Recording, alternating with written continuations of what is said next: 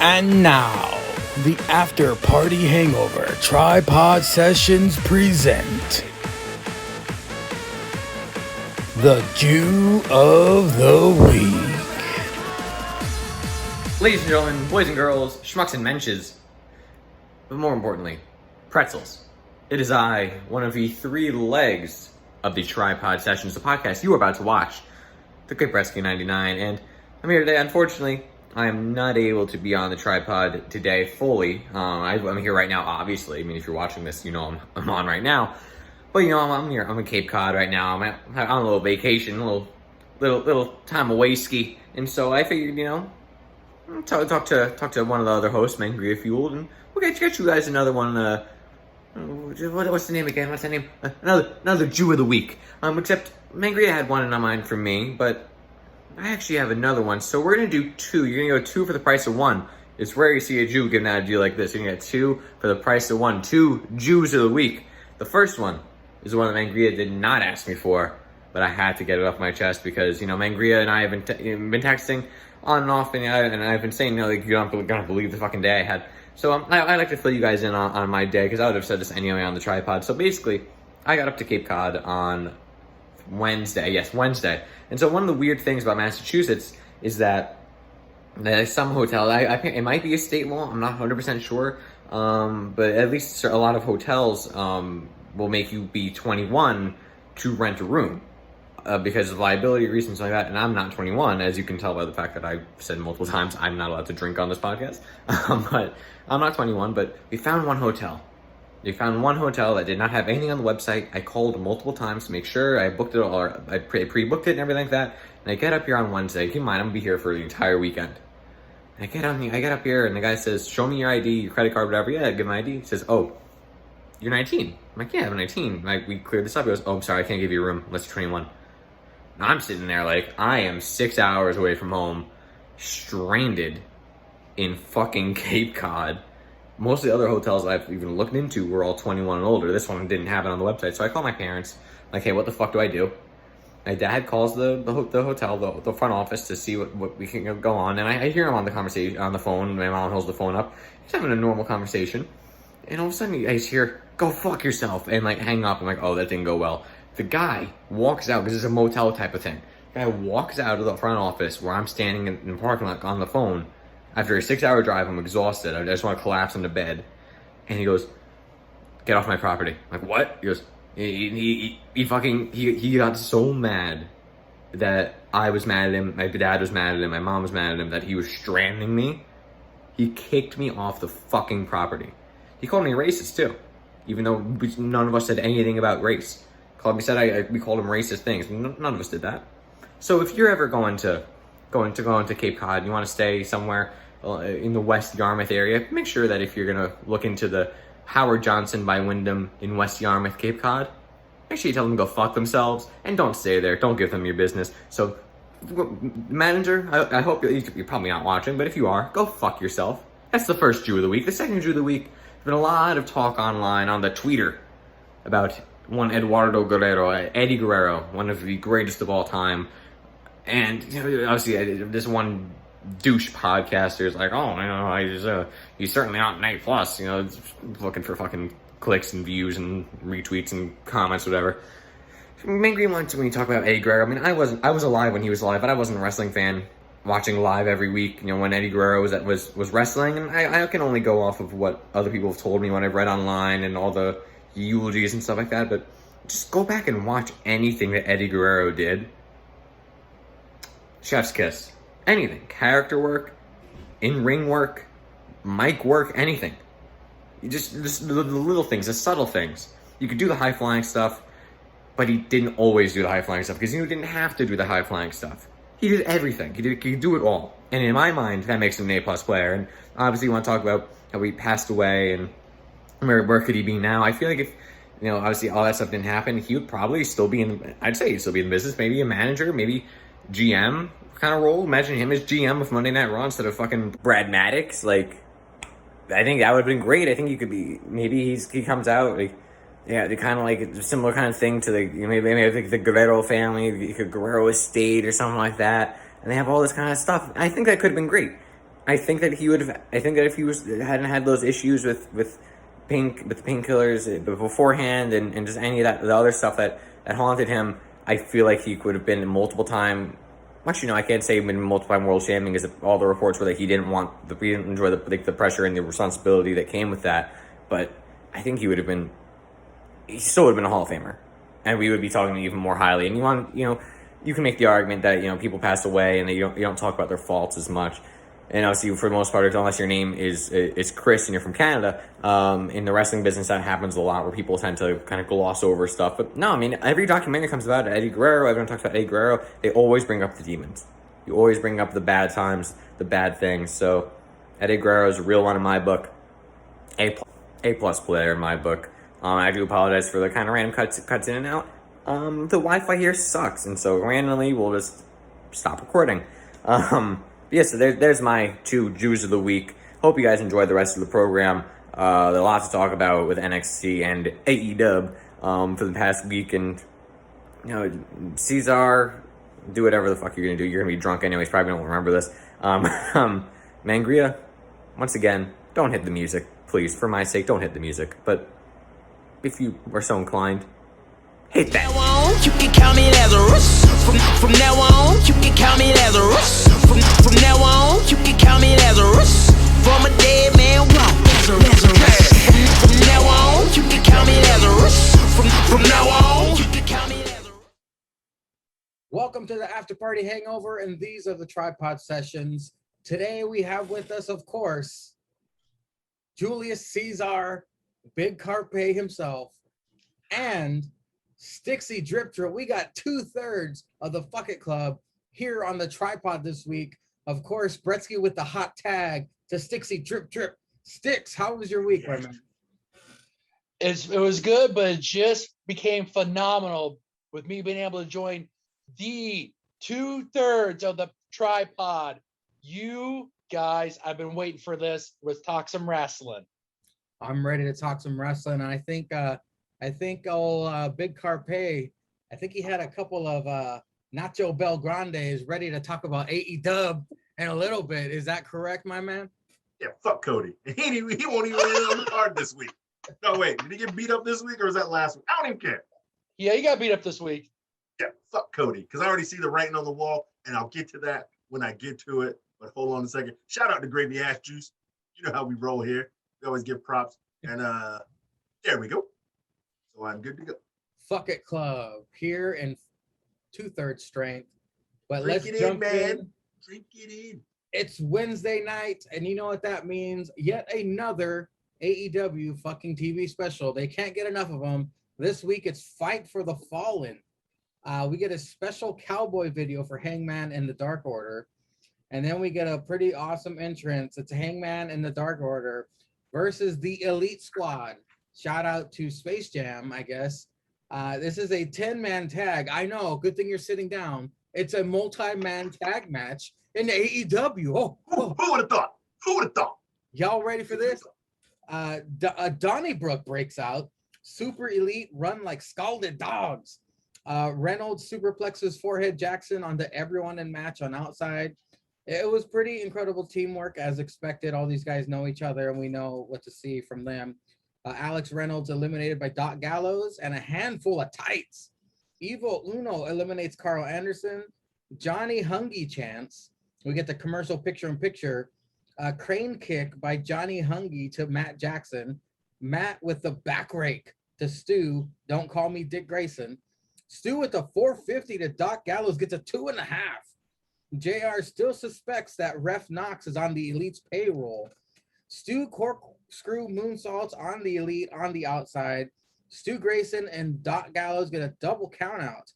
Omega eliminates Evil Uno with One Wing Angel. We get a commercial break, no picture-in-picture. Come back, and Johnny Hungy's cleaning house. The Bucks do an indie taker while dunking a basketball on the outside. BTE Trigger eliminates Johnny Hungy. Hangman is on his own. He'll put some cowboy shiznit on it, JR says. 2 for 2. 2 for 2. Every time Hangman wrestles now, it's cowboy shit. JR goes off on Don when Omega spits in Hangman's face. triple super kick, an assisted 450. Hangman is still alive. Moonsault from Hangman onto Omega and Bucks on the outside. Buckshot lariat eliminates Matt. Omega hits Hangman with the belt, gets a 2.5, but Omega eventually wins it with the move nobody kicks out of. No, not the roll-up. The one-winged angel, the heartbreaking loss. Ceizar, that was a page and a half of fucking notes. What do you got to say about the opening contest of Fight for the Fallen? That's what it's called. Good match, shit ending. And I'm not saying that because I wanted Hangman to win. I'm saying the shit ending because once it was 3-on-1 and you have the heavyweight champ and the tag team champs and you're in a tag team match, he had no shot. I mean, we know he wasn't going to win. This is going to prolong the story. And he's probably either going to be the first guy to kick out of a one-winged angel, or the guy to take the belt off Kenny. Either I'm fine with either or. I don't know if he should be the same guy to do both. Could be in the same match. But if you're not going to put the belt on Hangman, you should at least kick out of the one-winged angel to scare Kenny off. And you could do that in a tag match, literally. If you want to do it, like, you need to do it before, like, maybe he fights Kenny one-on-one to give him some cred back, even if they are just beating him up as a tag match, and then, like, maybe him and 10 versus Kenny and whoever the fuck you want to put. But he kicks out of the one-wing angel, and that just scares Kenny now because he knows, like, Hangman's not going to go back being a lush drunk because he failed. He's like, what the fuck, kicking out a one-wing angel? And, like, he just runs off, and maybe the other guy gets beat up, so Hangman gets the win there. Once it was 3-on-1, I knew it was over. There's no way he was going to come back from that. He should have pinned one of the cucks, whether it be Forehead or Matt. He should have pinned one of them, so it's 2-on-1. And then, because they did do to him what he did to them when they lost the titles, the FTR. Remember he grabbed one of them by the ankles, and they even referred to it as like it came. I think it was Excalibur said it came full circle. Yeah. I think it would have been better if it was literally like 2-on-1. If Johnny Hungy could have taken one of them out, maybe Hangman takes out the other one after Johnny Hungy gets put out. So it's like kind of 1-on-1 with Kenny. And then still, if he was like right there about to hit the buckshot lariat because Kenny's got to get in the ring. And when you get eliminated, you roll out of the ring. If one of them would have grabbed his foot then, he couldn't do it. And then Kenny hits him with the title, like maybe suplexes him in the ring, hits him with the one-wing angel for the win.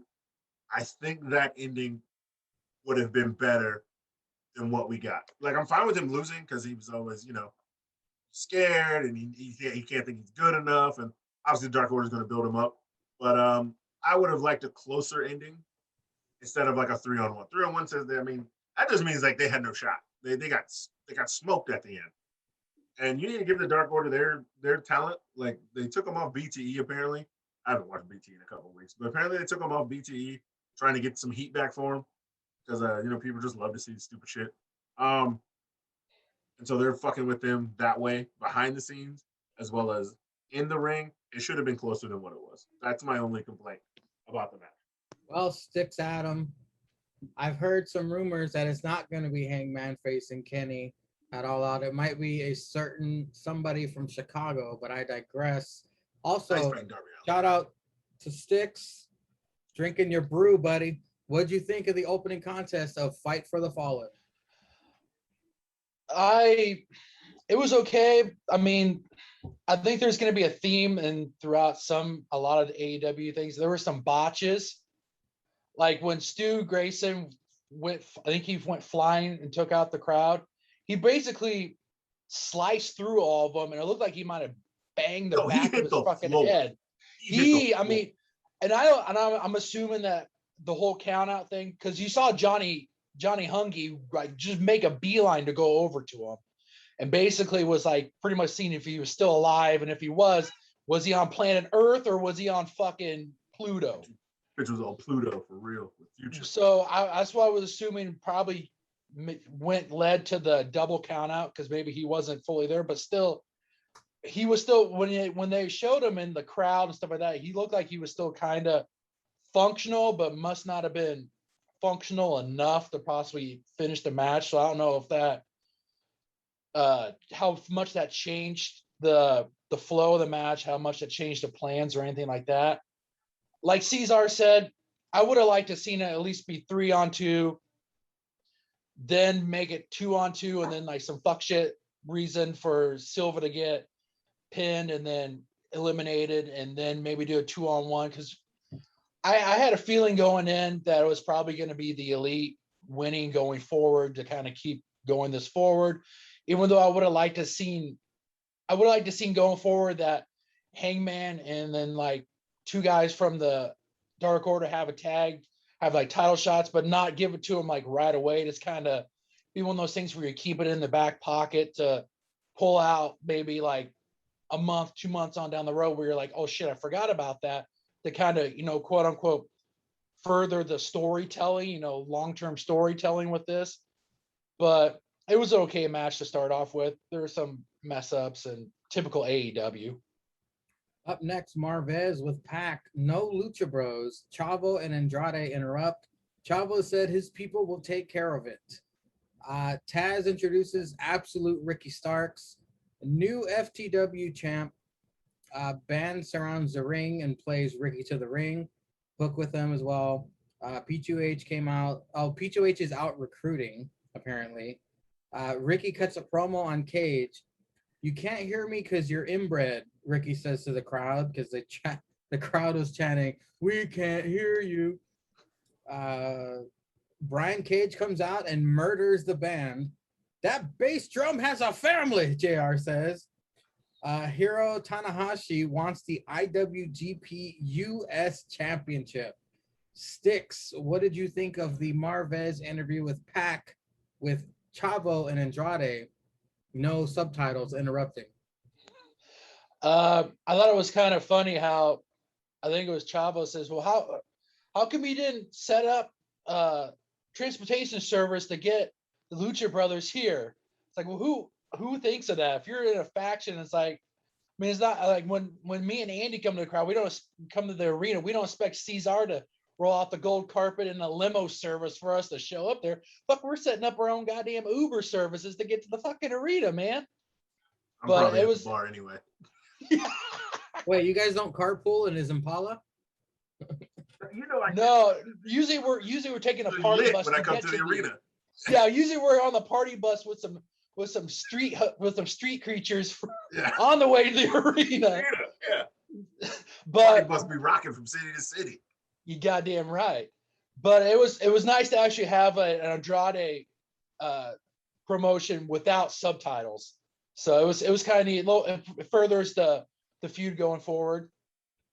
Absolute Ricky Starks and Brian Cage. Are you down with this feud, or do you want this to move on? It'll be a nice little filler moving forward. I mean, obviously they're going to try to somewhat legit put a storyline with the FTW championship that isn't recognized in AEW for some reason, but yet still gets TV time. So, I mean, it'll be a nice little one-off probably going forward. That way it fills time for AEW programming. Are you familiar with Hiroshi Tanahashi? Vaguely. I've seen some of his matches.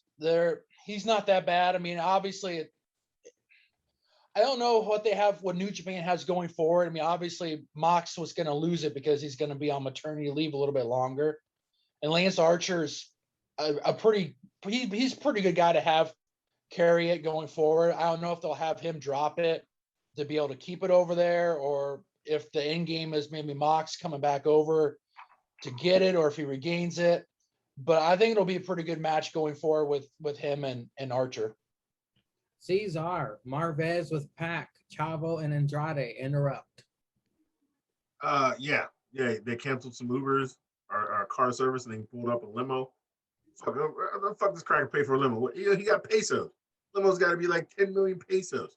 Like when he's plunking down 10 million pesos, I know the pesos shit to a dollar, and I know the dollar ain't shit no more. Come on, man. It's still like, why are you canceling this man's car plans? They just want to get to the ring.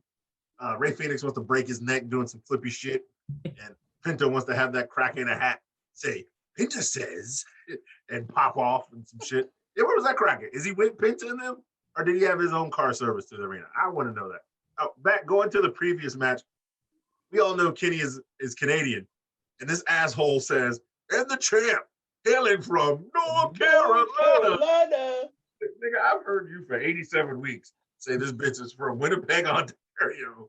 And Kenny Air Omega. Don't forget, he's Air Omega. Kenny Air Omega. And talk about how he's close to North Carolina or born 68,000 miles from North Carolina. And all of a sudden for this week, because the cracker slaps on the jersey, he is billed from North Carolina. Get the fuck out of here with your fuck shit. But yeah, canceling cars. Let Chavo talk. Andrade can just get his ass in the ring and do some work. Absolute Ricky Starks and Brian Cage. The feud continues. Yeah, keep this feud going. It's the great mid-card title feud. I don't recognize that other belt because I don't see it. I ain't seen it in like a month and a half. The guy who claims to have it. Does it change color every week or am I just drunk? I felt like it was white and green this week. Okay, I thought it was white and green this week. I remember when it was red and yellow, then it was red and white. I thought it was white and green. I don't know how many belts this cracker got, but I don't recognize that belt as the mid-card title. It was when Darby Allin had it. And they gave it to this fuckboy who just doesn't defend it, but he's had it for like at least 6 You're talking weeks. about the TNT title. This is the FTW that's what it was. That's what it was. Yeah, the FTW title. Cesar, put the whiskey down. No. The TNT title. That was the second main title. I consider the FTW title because I see it on a person who shows up in the ring. It has been defended more than the TNT title has in probably the last 2 months. It's changed hands. I don't know what the TNT title does anymore. Just sits on some ex-WWE guy's shoulder while he talks about his hot wife. I mean, I don't understand that. He's not defending More double jointed wife. Later, the redeemer. Double jointed wife. You are correct, sir. You are correct. But yeah, that bass drum did have a family. It was smaller drums. Such a shame. Such a shame. Because that band was rocking. You know what, Ceizar? The Mariachi Madness is now all elite, apparently. Look, there's 3 weeks in a row. They didn't get to play on NXT, but they get to play on AEW. We had a rap show. Next week we had Mariachi Madness. Then I think there was a symphony on Raw. There was another symphony of destruction on Raw. And now we got a New Orleans band out here jamming tough. Ricky sitting there getting it. Feeling the grab. Ricky Starks is great. God damn, this man is great. I need him to beat Miro and be a 2-time champ. That's what I need. A double champ would be nice. Champ. Hiroshi Tanahashi. Are you familiar with him? Now I don't know who this crack is. You mean Fortune Cookie? Yeah, there we go. Yeah, I don't know who that Fortune Cookie is. I don't know. Up next, FTR with Tully versus Proud and Powerful. Of course, Tully with FTR, Conan with Proud and Powerful. Uncle Dax tears up a sign on the way to the ring. The disrespect, but entertaining. A slimmer-looking Ortiz and Wheeler start the match. Ceizar, what'd you think of this tag match? Yeah, Slim Ortiz looking fit. He doesn't do the funny cat shit anymore. I miss that shit. I miss it. I miss that shit. I guess Ortiz was funny year 1. Maybe he'll be funny again year 3. I don't know. Maybe it's like he's got to go a year funny, year serious. You're funny, you're serious. No, this was a great match. To give up carbs, you're not funny anymore. Not funny anymore. Yeah, carbs make you funny. Yeah, bitch. That's why fat guys like pizza and drunk bitches love pizza. Go hand in hand. That's why you keep them laughing. They keep their eyes closed, and then you win it. Rule of thumb, gents. Rule of thumb. No, this was a great match. It's a good match. We know these guys can go. They perform really well. Old Cash got cut up on that top rope near the end, which is why it was kind of the fuckery finish. He had a real deep cut. It's nothing holding him back though. He said a couple stitches, and then his punk ass will be right back to wrestling in that ring. But no, this was a great match. Surprising FTR won. Figured old Pride and Powerful would get that dub. Tully out there like he gonna do something, like he gonna throw some shots. Conan had the murder sock again. I can't remember if he had that shit or not. I think he had it like the last time these guys fought. But no, I thought it was a great match. Stix, thoughts on the tag team match? FTR versus Proud and Powerful. Good tag team match. Obviously, with the injury, I was waiting to see how bad it was because the way he was holding it. I was like, shit, because I was looking to see. It was like, fuck, is there like the bone poking through? It's like, how fucked up is this? But I mean, obviously they had to change it on the fly, which, like I said before, it was a theme for this episode and throughout many episodes. So it was a good tag team match. Obviously, we're going to see these guys go again. And like, what was it, Excalibur or one of the guys said, these tag teams are much alike, more alike than they even know it. That's the number one announcer. That's the number one announcer, according to Meltzer. According to Meltzer. Bought for by the number one booker. Up next, Tony announces Rampage First Dance. It's for Chicago, August 20th. We get CM Punk chants, obviously. Mm-hmm. Darby and Sting interviewed by Marvez. Darby foreshadowing facing the best in the world. Then we get the IWGP US Championship match. That's a whole lot of letters. It's the Murder Hawk versus Hikilio. I'm not going to say it right ever, so don't even wait. With King Haku. Hikilio has a weird-ass fucking theme song. It wasn't intimidating at all. It was creeper. It was creeper shit. These two twin towers collide. The winner facing Tanahashi, commercial picture-in-picture, fight on the outside of the ring. Haku gets involved. The Ming grip applied, right? Mm-hmm. The Ming grip. Ming. Hikilio taking control. Archer with Das Boot to a sitting Hikilio on top turnbuckle. Murder Hawk wins with blackout. Looked like King Haku was trying to break up the count. I told you guys in the past that I'm terrified of Samoa Joe if I ever met him face to face. Yeah. If I ever met King Haku, I would cower and get into the fetal position because the stories I've heard of that guy, I would never mess with him in a billion years. That's in his prime. He's old as fuck right now. I wouldn't put it past him, man. Kick that bitch in the knee. That old Hawaiian man would still fuck me up in Dark Street Alley, man. And Roman's grandpa, he come up on you with the coconut and shit. Cody Jarrett interviewed about Malachi Black. Fuck that guy. Malachi attacks. They fight onto stage. The crowd was pro Malachi. Welcome to the house. As they should be. Miro promo.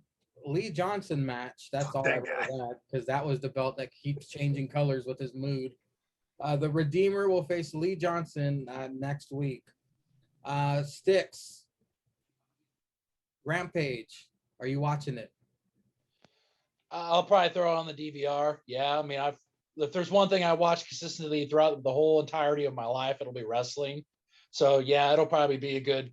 After I fast forward commercials, it'll be a good 45 minutes of my life that I'll probably wish I had back. But oh well. I'm very curious to know what the theme song is. I mean, it's just going to be like some guy in the back going Rampage and then rock.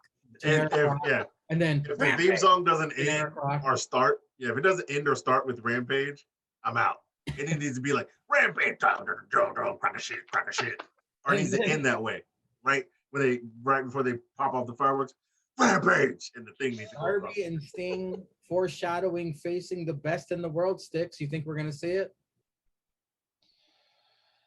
Probably sometime down the line. I mean, we kind of had a lot of. Shane McMahon's gonna fight Darby. You think we're gonna see it? No, he's gonna come in. He's gonna come in and buy AEW. It's gonna be AEW versus WWE. Take the invasion. The name on the contract does say McMahon. Yeah, it does say McMahon. Yeah. It's gonna be Invasion 2.0. It does say Con job, because I Shane McMahon own AEW. I'm chasing the all Shane wrestling. The IWGP US Championship match: Murder Hawk versus that Samoan fuck. What did you think of this? And are you afraid of King Haku? My God, that is the tallest fucking island guy I've ever seen in my fucking life.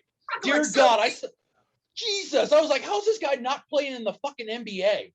My God, he's playing in the NFL. He is one of the Monstars.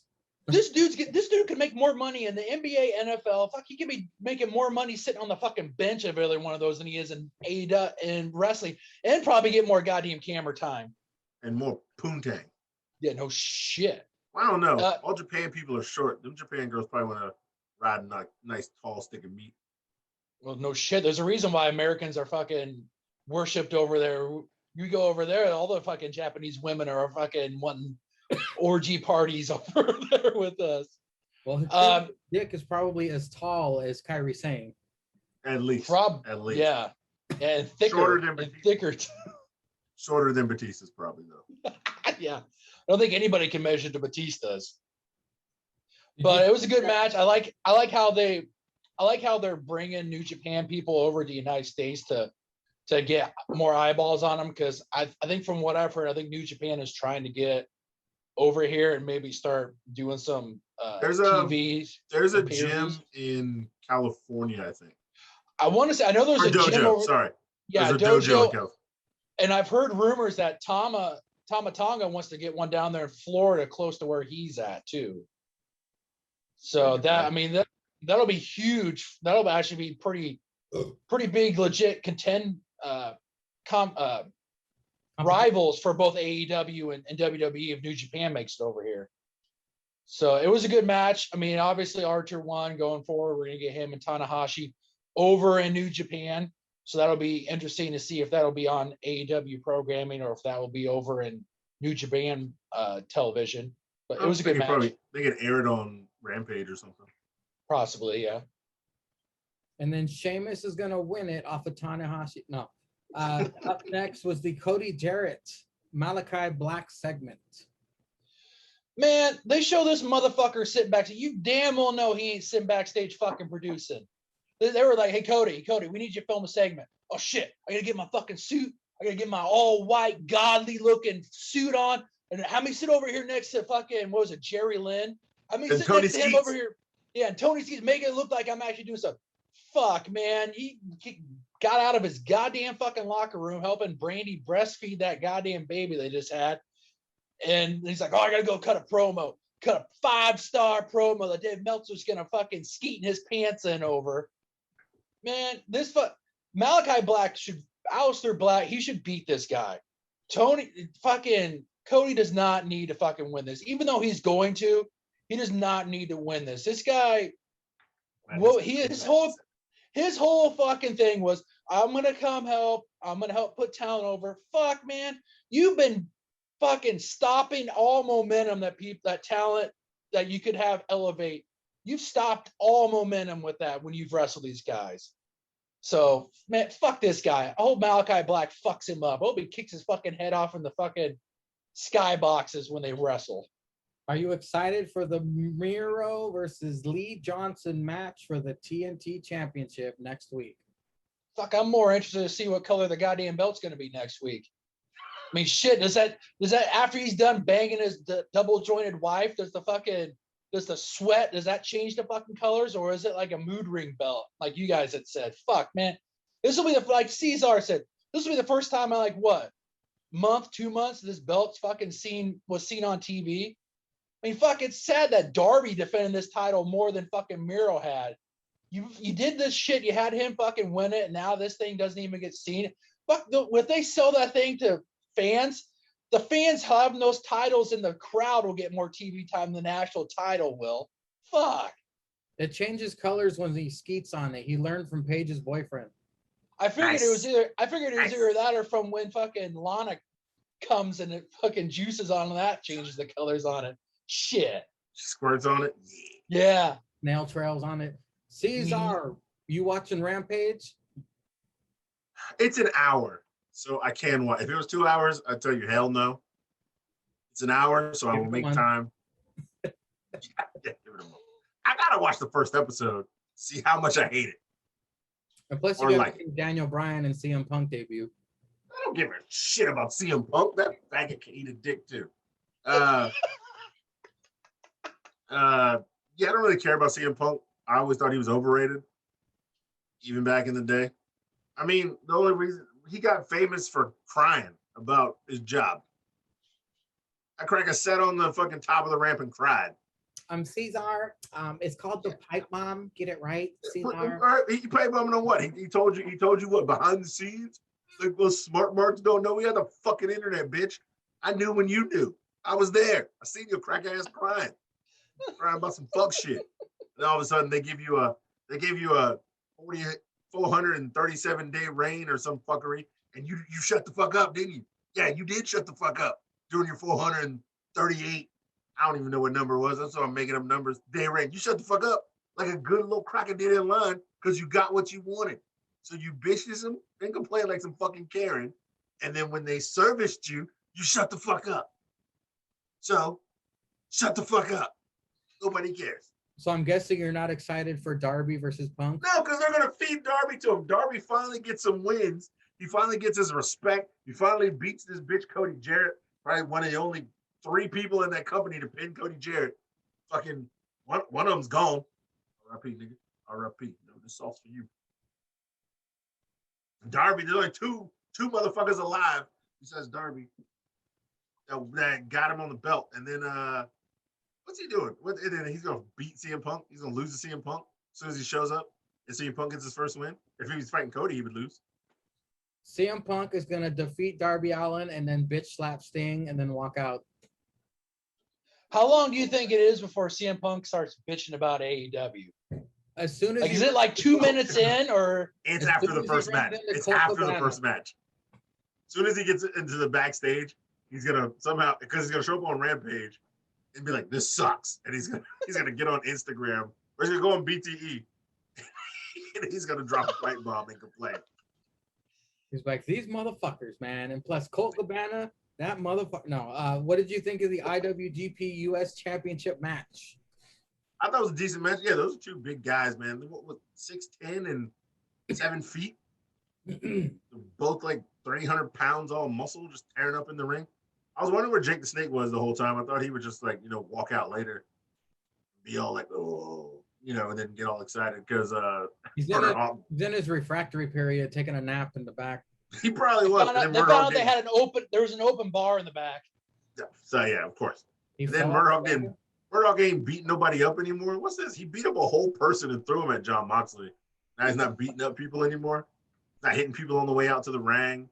It's not like punching fans on the side of the face all the way down the ramp. You can't plant a little mark to get punched in the face while he walks down to the ramp. That would shock me. I'd laugh. Use a Marcos Stunt javelin. Oh my God, that'd be great. And you want that? Only you. Want. Of course. How would you not want that? I want him to punch Cody on the way out to the ring, like at the producer table. He'll punch Cody and then throw Marco. No. He punches Cody, punches Tony Skeets, and then throws Marco into the crowd. Uses Marco as a bat to beat them down. Yeah, perfect show. But yeah, I thought the match was good. We all know Murderhawk isn't losing that belt, so he goes to Japan. So yeah, it was fun. Cody Jarrett, your favorite, and Malachi Black, that segment. Yeah, what's with this crap with Cody Jarrett wearing white suits now? Is he just wearing? It's his Colonel Sanders best, Ceizar. Okay. Nobody cares about Cody Jarrett. Okay, and I don't know how he's gonna win this match because apparently Malachi Black still wants it to be like because nobody's kicked out of the black mask. Nobody's kicked out of that either. I don't know how Cody Jarrett's gonna do it. So I feel like if he gets on a black mask, he's probably gonna roll outside the ring. So he technically didn't kick out, but you can't pin him. Or I feel like QT Marshall and them are gonna interrupt this match, and they're gonna beat down Cody Jarrett when the ref's not looking, and so it won't be a clean win for Malachi Black. But that's the only way I see it. Either Cody's winning and beating the trash out of him for kicking Arn and kicking Cody and beating Cody up during this crap right now, or Malachi Black's gonna win dirty. They're not gonna give him the clean win. But I do have my friends at work who watch wrestling say if Malachi Black doesn't get the clean win, they're coming on my side with the dark side and they're hating Cody. I was like, you should have been hating Cody. No shit, they should have been there already. Wait, your friends like Cody? They don't mind Cody because he's a great wrestler. So they're like, I mean, he's great. Yes, he does win a lot. They still call him Cody Jarrett. They call him Cody Jarrett at work finally. But yeah, like, come on, let's be real. If he beats Malachi clean, then yeah. Miro announces his match with Lee Johnson next week. Ceizar, are you excited to see Miro versus Lee Johnson? I fast forwarded through this part. I'm not even excited.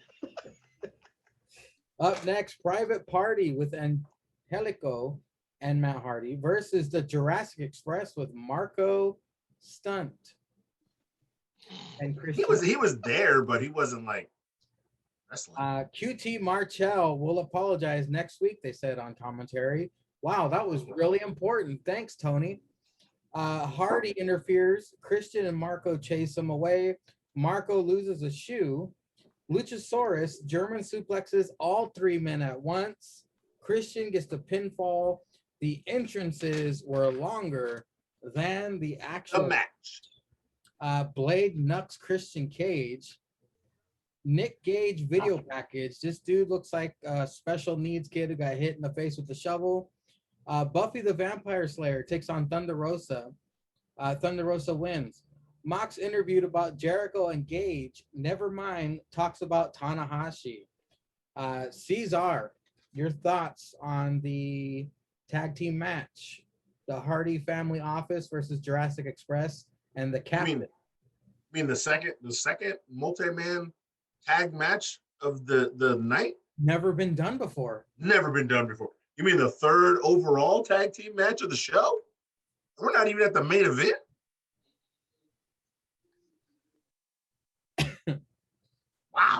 Wow, AEW. Killer stuff.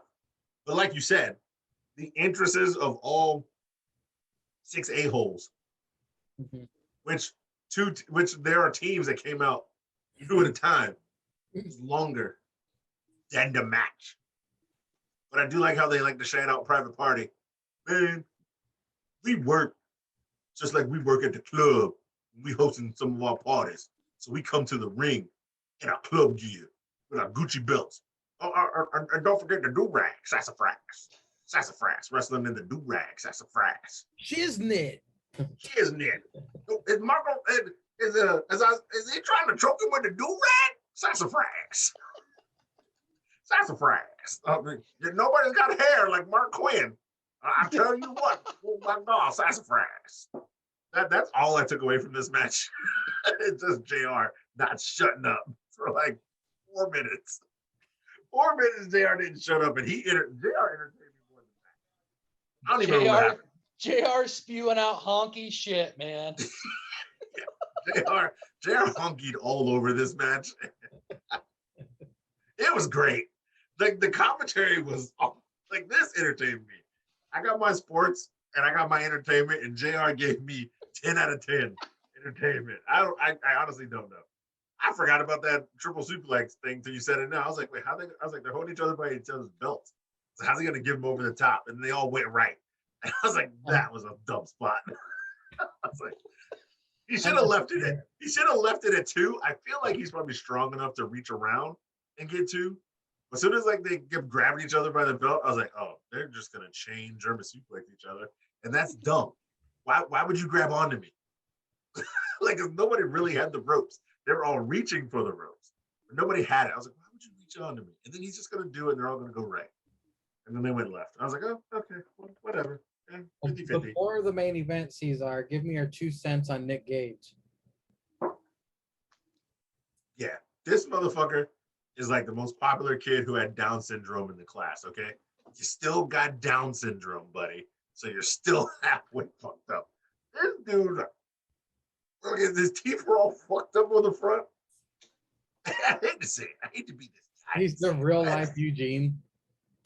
Yeah, man. My man. He looks like what he should be doing. Yeah, exactly. Having death matches. Yeah. Earphones I don't use now. They're downstairs. Earphones. I use my headphones. I lost all my other earphones. Did you take notes at all on Buffy versus Thunder Rosa? Because I barely did. Okay, I tried to watch this match twice. I was falling asleep the first time. I don't blame you. I actually fell asleep, and I missed the Jericho match because I was asleep, but like I wasn't fully asleep because I remember hearing it. Because I remember MJ Enter's promo at the end. Yeah. But I went back to watch it, and I was like, piss break.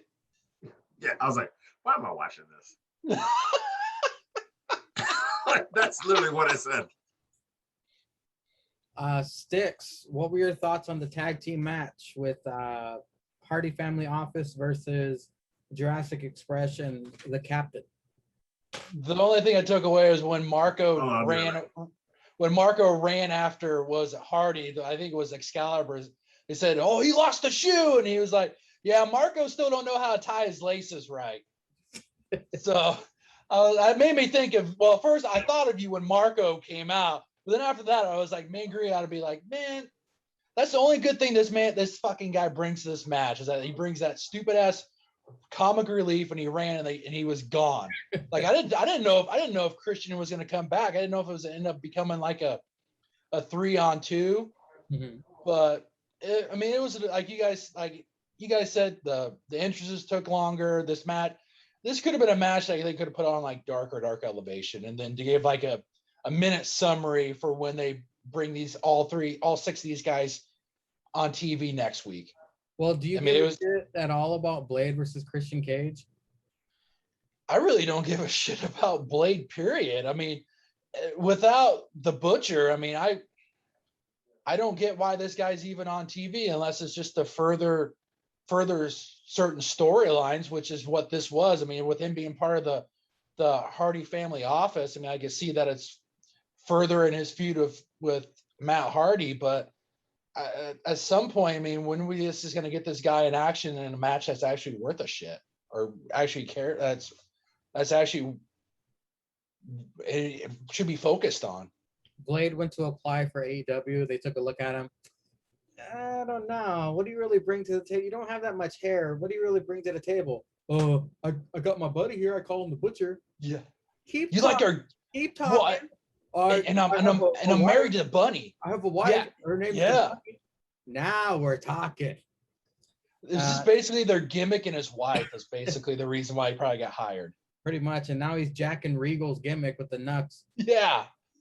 If I'm Regal and I'm seeing this, I'm like, these motherfuckers. I was doing this shit back in my prime, and now they're making this shit look good. Yeah. I've been carrying the brass knucks since 98. He should have trademarked that shit, man. He should have been like, nah, I'm sending you a cease and desist on this brass knucks shit. Fuck you, Tony Skeets. Do you have any thoughts at all on Buffy versus Thunder Rosa? I can't even say it without yawning. Man, her match on fucking at Slammiversary against Deonna Purrazzo was better than this fucking match. Yeah. Actually, I remember seeing that. And I was sitting there watching this. I'm like, at what point did she think during this match? I was like, man, I really should have just stayed at NWA. I should have just came in like once a month, had a match of who they thought was like their top women's wrestler, and then duck back out to NWA. I mean, I feel sorry for her. And now we have come to the main event. It's the second labor of Jericho. The pain. Did Britt Baker have a promo? Chris Jericho versus Nick effing Gage. Special needs and all. There's a turd in the punch bowl, MJF said on commentary. I don't know. Tony said that about MJF. Did I put that there? Oh, okay, yeah. There's a turd in the punch bowl, MJF on commentary. Okay. I don't make matches, I make movies, MJF claims. Gage draws first blood with pizza cutter to Jericho's bicep. What kind of movies? Jericho locks on the wall. Gage uses ropes to escape. Gage with the fluorescent lights. Jericho armed with Floyd. And Jericho lays out Gage. Gage pizza cuts Jericho's forehead. Commercial picture-in-picture. Gage continues to pizza cut Jericho again and again and again. Nick Gage has no nerve endings. Elbow drops Jericho, who was holding a chair. Gage sets up pane of glass across two chairs. Jericho 9-punch Hurricane Rana's Gage through the glass from second turnbuckle. Gage puts Jericho on broken glass. Fluorescent light attack to Jericho. Most intense hardcore shit. I haven't seen anything this fucking hardcore on AEW since what was it? Omega put Mox through the glass table or something. That was like back in the first year. Gage attacks. No, I think the Pac Omega match was more hardcore than this. Gage attacks with shard of glass twice. This is not worth it, Jericho. Retire in one piece. That's just me saying that. Jericho missed attack, followed by triple fluorescent tube attack and Judas effect. Jericho gets the win. And then MJF gets on mic and says that the labor number 3, you must hit a top rope maneuver to win against Juventud Guerrera. Wow. Sticks, thoughts on the main event? My first thought was, how do I take a match seriously with a special needs guy who lost to Matt Cardona last weekend? Oh, And that's then fuck. Oh, That's who he beat for the title. Oh yeah, holy Remember? That's who he beat in, in a death match. wow. So he's lost 2 in a row. Yeah. Yeah. You know it. I also kind of wondered if this was on pay-per-view, like how much further would they have gone with like the extreme the hardcoreness of this? Oh, they just set a table on fire. They might have set multiples, and maybe I would have liked to seen them set the announce table on fucking fire. And then slam a bitch through it. Yeah. Jericho threw Gage onto a pile of boxes like Jericho fell on the fucking Rage in the Cage match. Jericho would have just been like this, and a cage appears out of nowhere. He throws him off the top. And I was also thinking, like, when Jericho signed up to do AEW, did he think that he'd be doing something like this, especially when he's like in his 50s? Like, I'm having a hardcore match of a guy that literally looks like when he was in high school, that he probably put down that he wanted to be the king of hardcore matches when he was doing his homeschooling, when his teacher asked him what he wanted to do when he grew up. Yeah. Right now. But all in all, I mean, I know they showed the numbers that like AEW got like, what was it, 1.1 something million. You haven't checked numbers this week, so I don't know. Yeah. I think Meltzer and them was like 1.1 something. It's like, I know those guys would probably, if NXT did this, they're like, oh, but you did it with a gimmick match. I would have liked, if you have to settle to something like this where you have when you have an established WWE guy taking on a guy that you brought from an outside promotion in a match that the guy from the outside promotion specializes in, and you had to do that for a main event to get over 1 million views, what does that say about the future of your company just with your talent within? I mean, it was a good match, don't get me wrong, but I'd rather like to see them do with the labors of Jericho with like wrestlers that are within their own company. Like, it's nice that they're bringing shine to like other promotions, but the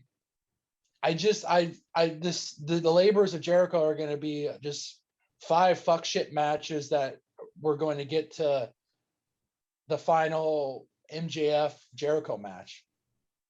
Yeah, they could have had a first blood match against Luther or something, or Well, yeah, I mean they've scoured the indies and to sign all this talent. I don't know if they're signing guys. It could be just a one-off.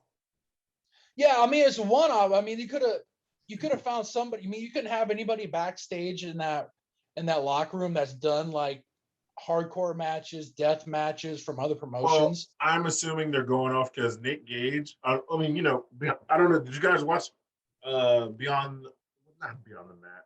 I just saw the beginning and the end. I didn't watch the middle of it. Dark Side of the Ring. Yeah. No, Dark Side of the Ring. Yeah. Nick Gage was one of the episodes, and they had Moxley talk about a death match he had with Nick Gage. When Nick Gage went to that pizza cutter, it was sharp across his throat, not across his head, across his throat. And then the people literally chanted one more time. Jeez. And he went across Moxley's throat again. They were like, there was back in the day when Nick Cage was in his prime, he was like some New Jack shit. He was like, yeah, I threw that motherfucker. I don't give a fuck if he died or not. Like, this is entertaining. No, like that shit where he died in the ring for 9 minutes. He was legally dead for 9 minutes. They thought they killed a man in the ring. And he woke back up at the hospital. Like, he's in mid-copter flight. Woke back up. That kind of explains why why you might up. Yeah. He's so fucked up. But I mean, when it shows the like when I don't know if you guys saw the clips from after that championship match that he had with Cardona. When you see all those fans, I mean, I know we talked about how that was like supreme level of heat. that Cardona got. That just shows. But he's had that there because remember when he came in like he was John Moxley and hit somebody. Yeah. But that just shows that like the levels of like wrestling fans that there are, and then like the differences between wrestling promotions. Like, I don't know if that promotion that he wrestles for with the stuff that they do, there's probably a reason why that they're only on, like they only do like, I don't know if they have like a legit like TV company that does it. I mean, they're probably just a pay-per-view only. And that's probably shows the reason why they only do pay-per-views. Because a lot of that shit that they do, a lot of outside companies that could actually bring some money in to kind of help them out, probably look at a lot of that shit and this is like, we don't want to be tied to this because you literally had somebody that was dead in the ring for 9-10 minutes. I mean, you think fucking like Papa John's wants to be fucking tied to something like that? I mean, State Farm Insurance don't even want. I mean, maybe like a funeral home would maybe want to be tied to that. But I mean, anyway, back to the match. It was a good match to have at the end and going forward. I mean, we all know Jericho's going to make it through the 5 labors. It's going to be just a matter of what the toll his body's going to be when he reaches the MGF match. So, I mean, do you see him winning or losing against MJF? Losing. I could see him Are you winning. serious? I could see him winning. I can see him winning. Because he's already lost the MJF. Yeah. Join the inner circle. Just with all the stuff leading, like all the back and forth with him and Jericho going into this, leading up to this. I mean, MJF's got the momentum going in. So plus with it being Jericho, to keep him viable and to be that guy that you can have help put over young talent and help further AEW's development, he needs to win. I mean, MJF right now, MJF can lose and he's not going to miss a beat. I mean, he can lose this match and then come out and fucking, if let's just say Omega loses and they have like a babyface champion, he could literally lose to Jericho, come out that Wednesday and challenge for that title and no one would blink an eye at it. Right, besides Omega, who do you think is the top heel in AEW? This has got to be MJF. Yeah. I mean, I think there's 2. It's MJF and Omega, and I think that's what I was saying.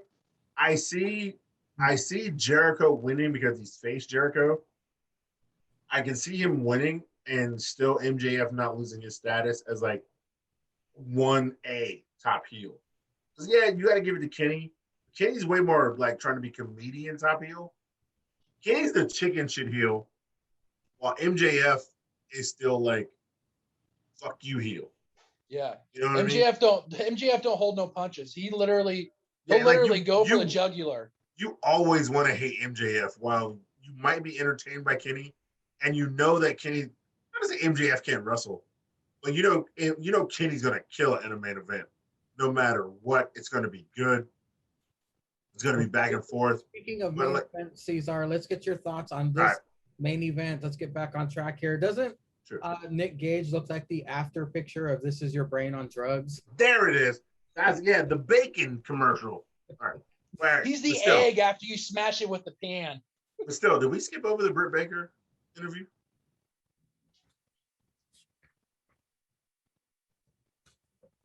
Go ahead and talk about the main event. Let me look. All right, So main event. Yeah, okay. So Jericho, who doesn't like to talk about past reincarnations about himself, comes out as the Painmaker, but still to the same music. Why would he not use the Painmaker's music from New Japan? I guarantee you want this cracker shit that everybody was singing. He should have came out to the Painmaker music. So that off the jump would have been better for me if he came out to the Painmaker music. And then, come down to the ring. All right, one little light bulb stick. Come on, we've all hit each other with a light bulb stick. I don't know if you guys have hit each other with a light bulb stick, but I've hit people with light bulb sticks. Them shits don't hurt. They get good pop, and you get white powder all over your shit everywhere, like it look like you smoking coke. But them shits don't hurt. Yeah, little cocaine, a little white girl special, little Hannah Montana. You know what I mean? Little booger sugar. Oh, booger sugar, baby. Come on, man. You take a line of booger sugar, you back on the clock in a restaurant serving 8 tables. You know what I mean? Hot Look, wings. You're going for a week after a hit of that stuff. The good shit, the good Panama shit that they get in Yeah. Florida. Not the stepped on shit that we get. That's another story. That's another time. That's lessons from the streets. I don't know if y'all ready for that. Sheets in AEW. Yeah, we deal with skeeter sheets. We don't deal with the streets. That's another time. That's another Hail Ceizar. Anyway, past that. No, yeah, it was a good match. Good heart. I thought it was better than the Texas Death Match because these motherfuckers seemed like they was really trying to kill each other. The Texas Death Match, they were just like hitting people with chairs and shit. Tables. We had fucking glass in the ass, and pizza cutters, bats, Floyd. They should have set a table on fire. If they set a table on fire, I'm with that. I mean, yeah, because they were both wearing shirts. So yeah, set the table on fire. Everybody bleeding. Aubrey trying to count slow because there's glass in the ring. She ain't trying to cut herself up. They should have had some she had some regular plastic black gloves. They should have gave her some She should have had a catcher's mitt. Yeah. She could have slammed that hand down. Bow, bow, bow. 1, 2, 3. Let's go home. But yeah, old cracker Jericho got it through. MJF was pretty funny on the table as well, messing with Skee-Bone and JR and the best announcer in the business. Just saying. But no. Yeah, the match was good. Yeah, the Floyd versus the light bulbs, and then the tape light bulbs at the end with the Judas effect pinned in the glass. That glass ain't going to. The stagehand's got to clean up all that fuckery. All that fuckery for one match. You got to clean all that shit up. But no, I thought it was a good death match. I mean, to have on regular TV. You know what? I know you said it sticks. Like, would Jericho think he was doing this shit at 50 when he's coming to AEW? But then again, I don't know. Besides, he was in ECW for a spell, but he never really had a death match. So maybe it's like, on his ticket. Like, I don't know if you ever watched that Table for Three when Jeff Hardy was on it, and he said he's never had a Hell in a Cell match. And then, I think 7 months later, he had that one with Orton. Because it was just like, it's just matches that he never had to have in his career. He never, I'm just saying, if I was Jericho and as the GOAT I am, I'd want to get those out in my 30s and 40s and at least roll into my 60s without any really issues. Because if you're in your 50s and you're okay, going into this match, I got to have a death match with a guy who literally was dead for 9 minutes. And if I just Google him on YouTube, I will find fucking a video that make some crime scenes look PG. Yeah, but it's like this though. If you've done it all in the business and you're claiming with this book, I've done it all. But I still want to have a death match on my record before I hang it up for good, whether it's for life, whether I hang it up. Who do you want to have a death match with? Some regular guy who's on the roster, or potentially the greatest death match guy who's ever lived? It's like Edge. When Edge had that match with Mick Foley. Are you asking me? I'm asking both of you. Because I would want a death match with Mick Foley of today. Of course. Not back then. I want to fight Mick Foley today in a death match. With me, it's just it was just the uncertainty when you're walking out there. Technically, he did that because that guy died for 9 minutes, and then he brought him back, and he looks like he's having a stroke every 13 seconds. So Jim Ross probably looked like, hey, I like this guy's look. It's a good look. This guy could be my wingman when I go pick up cheeks in the bar. We go drink the mule sassafras. But I mean, good enough to marry my daughter. Yeah. Why not have a death match with a guy who's legend for having death matches to put it on your resume if you only have one? That guy's going to do it right. I mean, yeah, you're going to hit with a pizza cutter, so you can eat that. But he's going to do some crazy shit. And really, who took the worst bumps? Nick Gage did. Yeah. Nick Gage took the worst bumps in that match. Jericho just got a little pizza cutter, I'd hope Gage. so. He's built to take those bumps. Nick Gage took all of the fluorescent light tubes. He took the fake cell of the bat. He took the glass Hurricane Rana off the top. And he took the triple light cube thing at the end. Nick Cage took all the worst bumps of that match. How much do you think he got paid to do that match? Oh, wow. Who knows? Yo, for real, if Tony Skeets is paying like Vince to have some crazy shit like that, I wouldn't say it's not under 100,000. Unless he took advantage of his simpleness, he'd be like, "Hey Nick, how much you get for that GCW main event against Matt Cardona?" Oh, man, 50,000, George. Okay, double that. Double that. And come wrestle one match for us. Sounds good, George. Sign me up, Judge. And then pay him 75. Oh, Pay him 75 and be like, yo, here you go, Nick, 75. Oh man, that's more than enough for GWC.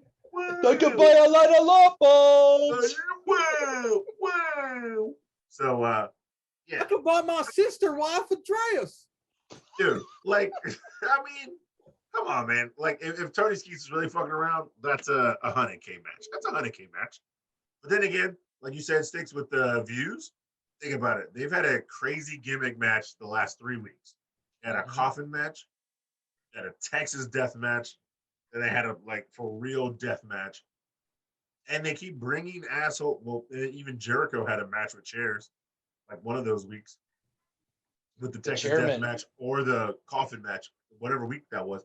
Jericho had like and chairs can be used by this guy. So that's kind of another illegal suspect in the ring. Next week is the Juventud match. Juventud match. Flavor 4 is going to be a submission match against the American Dragon, Bryan Danielson. Yeah, probably some real fuck shit like that. All right, let's move on to NXT. We kick off the show with Double T and Ciampa Mad versus Peter Dunne and Oney Lorcan, the one. Change your background, ho. Change your background. Oh, that's right. My bad. My bad. You get lost in the sauce. There we go. How about that? That says Manjana Fuel. Fuck you. That still says AEW, you bitch. It's right here. But since you went that way, now me and Sticks are on the top, so I'm gonna change my shit. All righty. Double T and Ciampa Mad versus Peter Dunne and Oney Lorcan. Thatch is Thatch can style right out of the gate. Dunne and Thatch trade and holds. Stereo chest beating by Double T and Ciampa to Dunne and Lorcan. Commercial picture-in-picture. They're fighting on the outside. Lorcan and Dunne get the best of old Toothless. Crowd behind Toothless Timmy big time. Slapfest to Toothless Timmy by Lorcan. Ciampa gets in and cleans house. Ciampa and Toothless Timmy slap each other before they then beat down Dunne and Lorcan. Thatch and Lorcan fighting on the outside of the ring. And then, holy shit, it's Britt Lesnar. He returns. Ridge Holland clobbers Thatch. Dunne picks up the win over Ciampa. The numbers game wins as Ciampa and Thatch beat down after the match. Dunne, Lorcan, and Britt Lesnar stand tall. Ceizar, what'd you think of the opening contest of NXT? NXT, yeah, old Toothless Timmy. Old Toothless Timmy versus the one and I guess the best technician in NXT. No, this was a great match. I like how they kind of paired it off when they started. Old Toothless Timmy was mixing it up with Peter Dunne. And you know, they were kind of going technical for technical.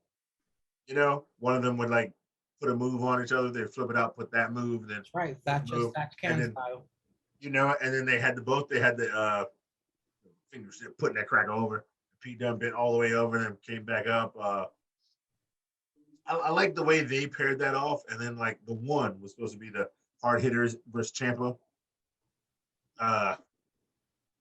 He's a hard hitting versus Ciampa, and they were getting into it. Yeah, this match. Come on. We're talking about the A.1 show, because we all know the Tribal Chief is the A show. Tribal Chief is the A show. There's only one show that's recognized on the island of relevancy, and that's on Fridays. Brettzky rubbed one out during this match for sure because all his favorite people were in it. We're in it, so yeah, he's just jerking it for like at least 13 minutes, however long the match ran. That's the real reason why he's not here, folks. Yeah.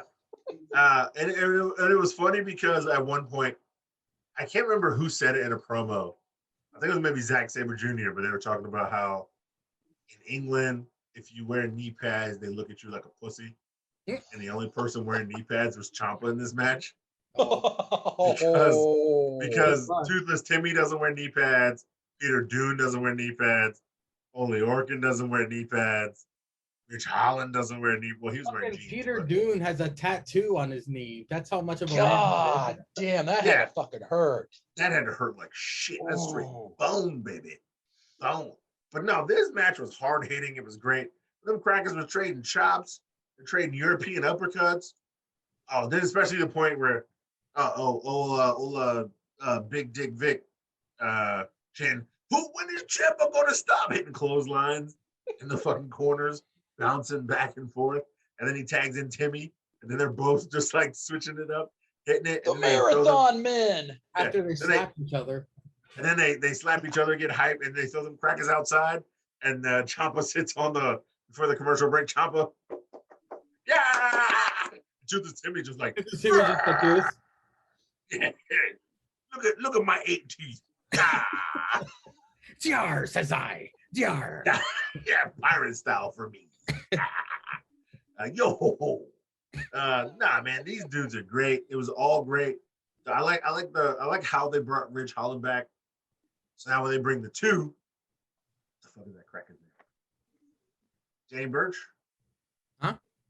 Danny Burch, is he the two? Yep. Yeah. Oh my God. So when Danny Burch finally comes back, I like how Rich Holland's back from his injury. I remember when he went out, we talked about that.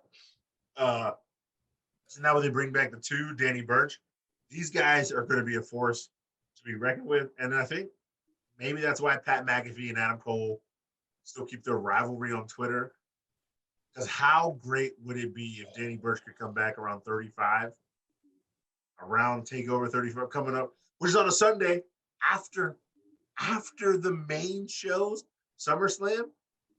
35 is on that Sunday. I think it's 36. 36, sorry. 36 on that Sunday. SummerSlam's on that Saturday. How great would it be if Danny came back at that 36 and Pat McAfee showed up? McAfee on commentary, at least. Yeah, at least. And then one of them maybe like just starting some shit that week before, fucking with Adam Cole, if he's not fighting Colorado again. But, or even if they interrupt the match and Pat McAfee just shows up on commentary with Wade Barrett, Beth, and Big Dick Vic, and McAfee just shows up on commentary just laughing about it, like maybe Adam Cole getting a beat down from those four, and those four take over under the guise of Pat McAfee. My God, it'd be so good. Like Booker T said, it would be good. Good. But no, I love this match. I love the ending. It's Peter Dune and them a win. So Oney Lorcan a win. Because they never lost the tag titles. So whenever the two wants to come back, or if Rich Holland wants to get in there with Oney Lorcan and try to get those tag team titles back for the group, and Peter Dune. I mean, when you have four guys, there's so much power. We've seen it with Undisputed Era. You have a tag guy, a main title guy, and a mid-card guy. You can't tell me Rich Holland versus Swerve wouldn't be some fire for that mid-card title. You can't tell me Peter Dune versus Crosser Joe. I'm jumping way ahead of you, Ceizar. I'm jumping way ahead of you. Ridge Holland, Walter. Wow. Wow. No, hey, wow, that's hot. Hey, send me the invite again because I'm leaving this fucking. I don't need this shit. I don't need this shit in my life. Don't get my hopes up, man, Grill. I'm like Hawkeye in Endgame. My hopes up. Don't do it. Don't give me hope. Don't give me hope. Goddamn Walter. Yeah, because Walter's coming over, man. But the rest of them cracks. You imagine if Walter and them even bring some European fuck with him and be a 4-team again? You imagine these four guys who all came from NXT UK versus Imperium with four guys from NXT. Well, goddamn table. While Ceizar grabs a towel, Stix, what did you think of the opening contest of NXT? I had no pants on. I had to take them off. Took the pants off. Now here my drawers skeeting. NXT is so good at bookmarking their show with matches that you could literally either one could start and end their show. This match, once again, you could have had Cole start the show and then this match end the show. I mean, they're so good at interchanging their starting and ending matches. Like you guys have said, I literally wrote down once Ridge Holland return is once number 2 shows back up, we're only missing one person and one person only. Pat fucking McAfee, man. And just like Ceizar was saying, I started thinking the same thing. It's like SummerSlam is on Saturday, which by the way, WWE actually got this right for once. SummerSlam is the show to be the appetizer. The lead-in. And then your main course is on Sunday with 36. I mean, could you like Ceizar said, could you imagine that ever happened, huh? This is the only time it's the very ever first happened. time. And the sad part is NXT will probably put on 5 matches like they always do. And them shits. We'll get to it, but them shits gonna be fire.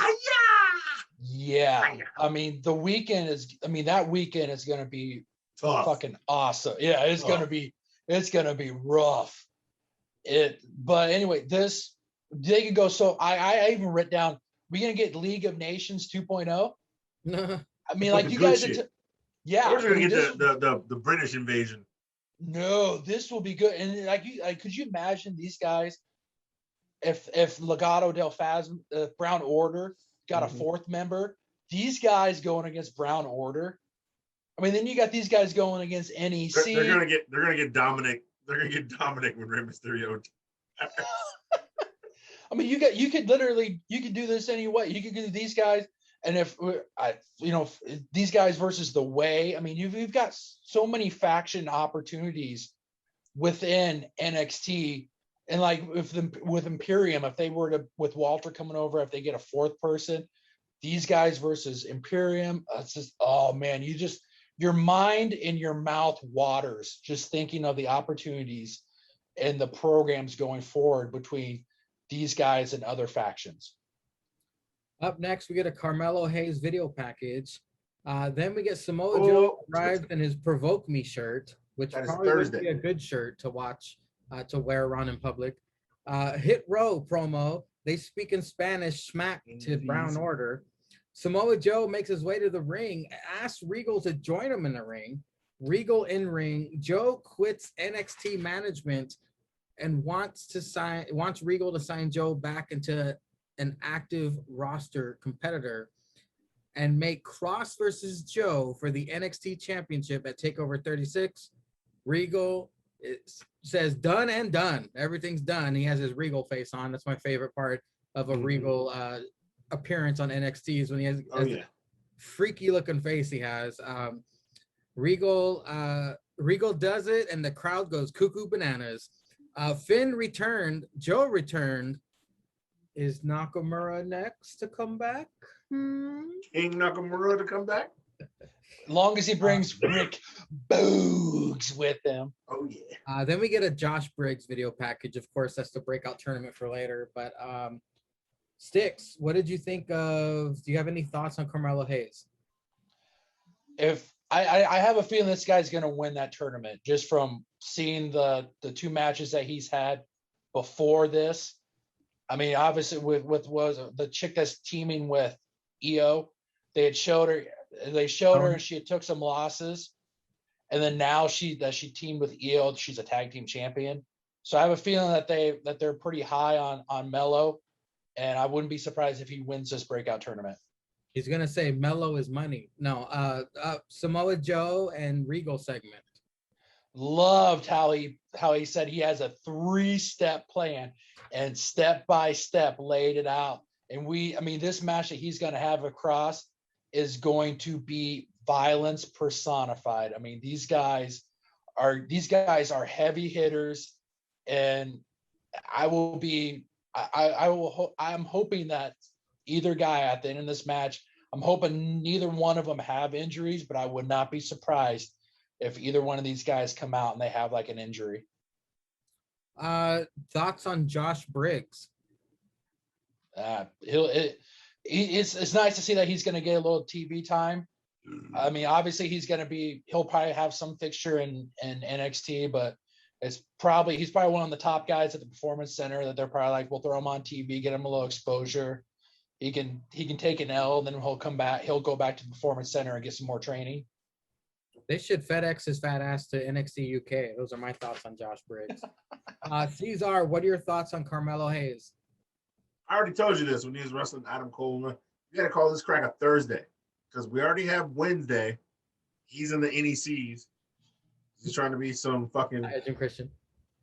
He's trying to be some fucking wannabe weekend cracker, watered down. And then Thursday is the watered down version of Wednesday, who's already in the NECs. This cracker is just another watered down cracker from Adonis. So this fuck boy is in the NXT breakout tournament, but he's been wrestling for 2 to 3 weeks on old NXT, taking them losses. So old Thursday, he can be Thursday. If he wins the tournament, I might give him his name back. I might not. He's still Thursday. Because Wednesday's already there. So he's already Thursday. And yeah, whatever. He cut some promo. Finally, when we saw him in the ring, he got some real draws on that match and not just some fake ass, watered down, punk ass. We'll get there. We'll get shit. there. We'll get there. Yeah. He had some colorful draws. So maybe he got some couple checks, taking them L's. But anyway, go ahead. Samoa Joe and Angry Regal Face segment. You goddamn right. This is what we talking about. You damn right. Yeah, I'm about to go off like call Troy the edit guy because I'm about to say you goddamn right 15 times. You got those graphics ready? Oh, Get them ready. I'm on cue. Okay. Yeah, call Troy. You got Troy's number 2. I got Troy's number. All right. Okay. Yeah, you damn right. You're working for JH now. No. You motherfucker better not. Better not Troy be. know where the party gonna be at after we win the title Sunday. Right. Troy know. Come to Cantina. A little spoiler here. Troy actually worked for Stix recently. I didn't know. But hey. Shout out Troy. He's a good man. Good man. Golden heart. Keep it all family. Keep it family, Troy. Troy know what the winning team is. He know the winning team is the F, the I, the C. You know. The Fudge fucking club. No, fucking club. Not fucking fuck those assholes. How He dare said you. FIC. Fuck it. Fuck them crackers. Yeah. Troy know the winning team. He know who got the best commercials and promos in the land. Anyway, Troy, respect for you, sir. Respect for you, sir. I'm just saying, when the commercials happen, make that wavy shit pop like you always do. That's Troy the edit guy. He's a legend in the streets. I wrote that on YouTube, but somehow it didn't get saved. I don't know. Anyway, what are we talking about? Samoa Joe and Samoa Joe. Face. Yeah. Troy the edit guy might need to know this Samoa Joe shit too. But I'm not mad at this if this is how they're going to do to go in between titles and champions to build up new guys. Yeah, we all wanted Samoa Joe to be cleared to wrestle. He's on commentary for a while. You know, we thought he was all going to be another DB Edge case, but he got his shit cleared quick. So I'm hoping Samoa Joe does beat, because it looks like Cross is getting called up. Mm-hmm. Vince wants Cross up, I guess, maybe. He thinks Cross is going to be great on Raw. I mean, it's Raw, so like 3/4 of the time it's trash. I mean, so when he gets called up, will he actually have Scarlett with him? It's like no, he hasn't had. They're talking about maybe letting Scarlett wrestle in NXT. That's why Scarlett's not been. I knew she was a decent wrestler just watching some of her matches from like Impact. And Impact, yeah. But I still think she serves a really good role as like a manager with him. I think it'd be a discredit. True, but that's a long con as a manager on Raw. You're both wrong. Versus Cross is going to AEW to lose to Matt Hardy this time. That's actually those rumors don't that sounds on brand. That sounds on brand. Yeah, he loses to Matt Hardy in like the first match, and then goes on like an 8-week win streak just to lose to Cody before he gets his main event title. I would have said Marco Stunt. It would have been the rise of Marco Stunt. Oh man, I mean, he did lose to Jeff Hardy in like 5 minutes with a quick roll up. I'm just saying. That's because Hardy had that Delta COVID strain. That's how he was able to win. He had the different music too.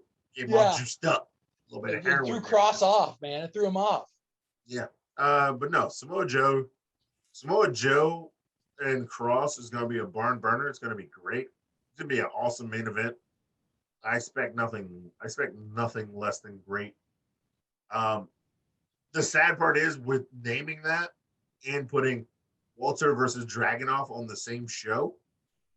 Like, if you've seen Walter Dragunov 1, them boys cross, and if they repeat the same match as Walter Dragunov 1, that shit's fucking 9 in the beer cheese. If they repeat it, I don't care if they repeat the same fucking match over. It's 9 in the beer cheese. If they repeat it, it could be very well the best NXT takeover card that they might possibly have. I'm just talking Walter Dragunov, and then you got to follow that with Joe Cross. They're gonna have to do something extra. I don't know what they're gonna have to do. They're gonna do something extra to be better than those boys, because they fucking kill it. So whether or not, like, you know, who wins, if both titles change hands, if no titles change hands, it's going to be awesome. It's going to be great. I'm excited for it. Oh, the cat right there? Is he jumping in and out the window? No, it's too hot. Window's closed. She just wanted to say hi. Oh, I was about to say, what was he just sitting there, like, yelling at you because he can't jump out the window? See your hand? Yeah. I see him. Her name's Bones. What up, Bounce? What up, Bounce? What it is, girl? Man, that's a big ass cat.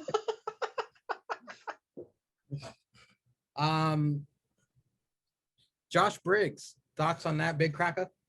Yeah, that's a big cracker, man. He a fucking big old bitch like Dominic Dijakovic.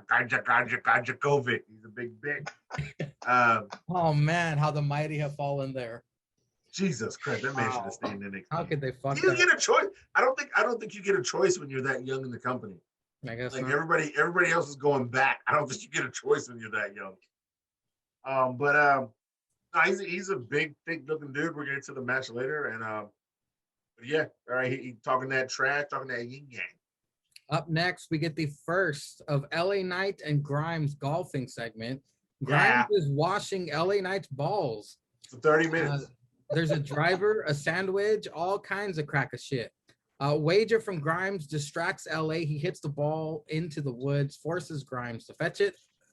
And here we go. The NXT Breakout Tournament continues. Carmelo Hayes versus Josh Briggs, who is 6'8", rocking DC tats on his arms and has black granny panties.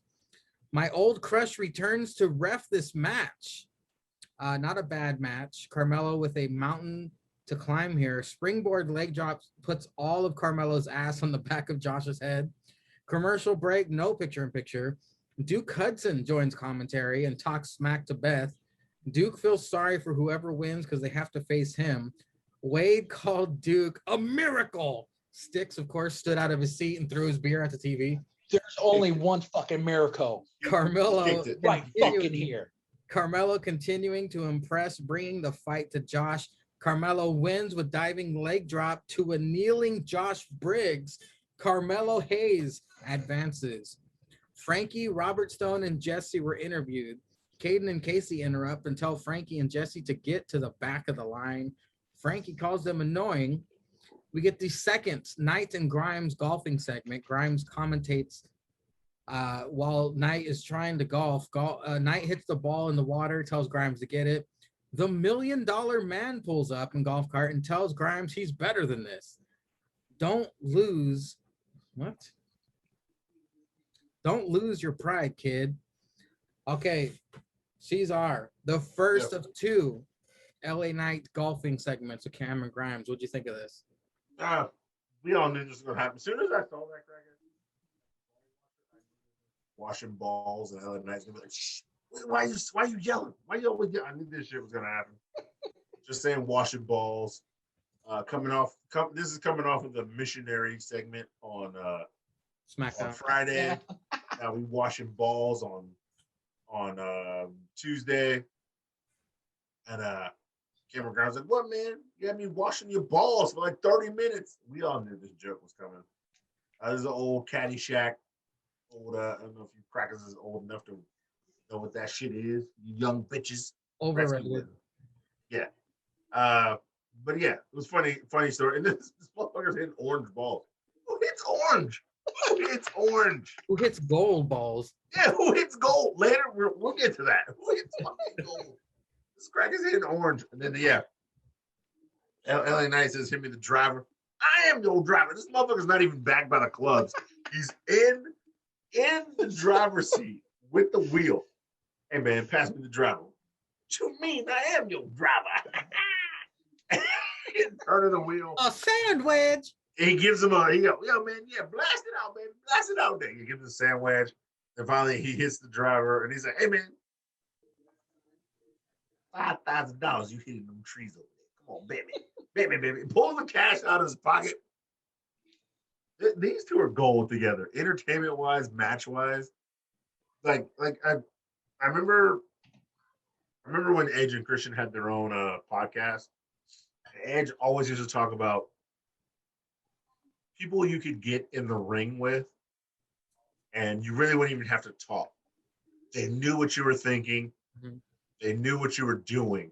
Like, you could not talk on a house show, and you could burn down a match. He's like, you could have 2 matches with this guy, and maybe you talk during the first one, or you even talk before the match. But when y'all were in the ring, you knew what he was thinking.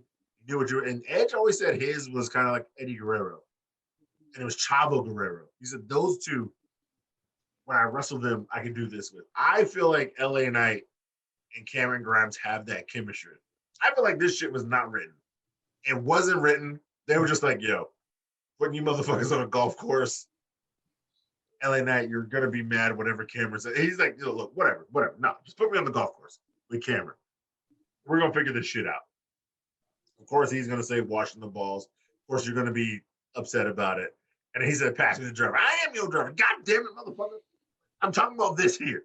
And then, of course, because he's rich, he's always going to try to bet. Obviously, you're going to be horrible at it. You hit it in the wood. Like, I feel like these guys have that in the ring, though. So to see them have it, like, outside of the ring, I feel like they just put these guys in a situation. They're like, yo, man, y'all just feed off each other. And it's so great because this is literally the entertainment in sports entertainment. These guys haven't wrestled since TakeOver, and yet they're on par with these funny ass way moments that we talk about on this podcast all the fucking time. These are on par. These are my new, like, you know, the way doesn't get old, but these are my new way moments. Like, this shit is great. You can go back and watch the predictions. No. You can go back and listen to the tripod where Grimes and LA Knight pulled up at the same time and were walking out to the ring right before the pay-per-view. $1 Million Man had to say. And I said from that show, these two need to be a tag team. I said they have to be a tag team. They work great on each other. And like you said, Ceizar, like they have great chemistry. Like, they were trading insults on the way into the building. Really? That didn't seem scripted. That seemed like they were just going, like, capping on each other. Yeah. Boom. Well, he's like, open the door for me. I open the door for you. I live under well, two well, you bridges. know, a little I can afford it. foreshadowing later in the episode, we might get that. Yeah. No, we might. Get to it. True, we might. But yeah, it's like, yeah, you're the richest guy under a bridge. I live under 2 bridges. 2 bridges. Oh, shut up. Hey man, you gotta tip this guy over here. I ain't tipping him nothing. Slapping all the money out of his hand. Why are you wasting my money, man? Like, yeah, these guys are great together. Like, so I was talking to my friends at work. Besides, gotta bring him up. Besides that damn Coon and Dexter Loomis, if we could have got non-issue Coon and Dexter Loomis, these 2 guys deserve to be together like those 2 guys did. Because you imagine Dexter Loomis and the Coon fighting for the tag team titles when the Coon doesn't shut up. Well, if you And think Dexter about Loomis it, just puts in the work. if you think about it, NXT is great at putting random superstars together. Because you remember they had Killian Dane and Drake. the Drake, and then they had Toothless Timmy and Ciampa, and Dream and Dexter could have been. And It now would have been great. Now we got Cameron and fucking LA Knight. Knight. They're great at this. Maybe Triple H has an eye for it. He's like, I see something with these two. We're gonna put them together. It's either Triple H or Sean Yeah. can see two guys and how they work and put them together and do some fuckery that'd be like, you know what? But I mean, you got to give it to Mick Foley and them too, because Sheamus and Cesaro, nobody saw that coming.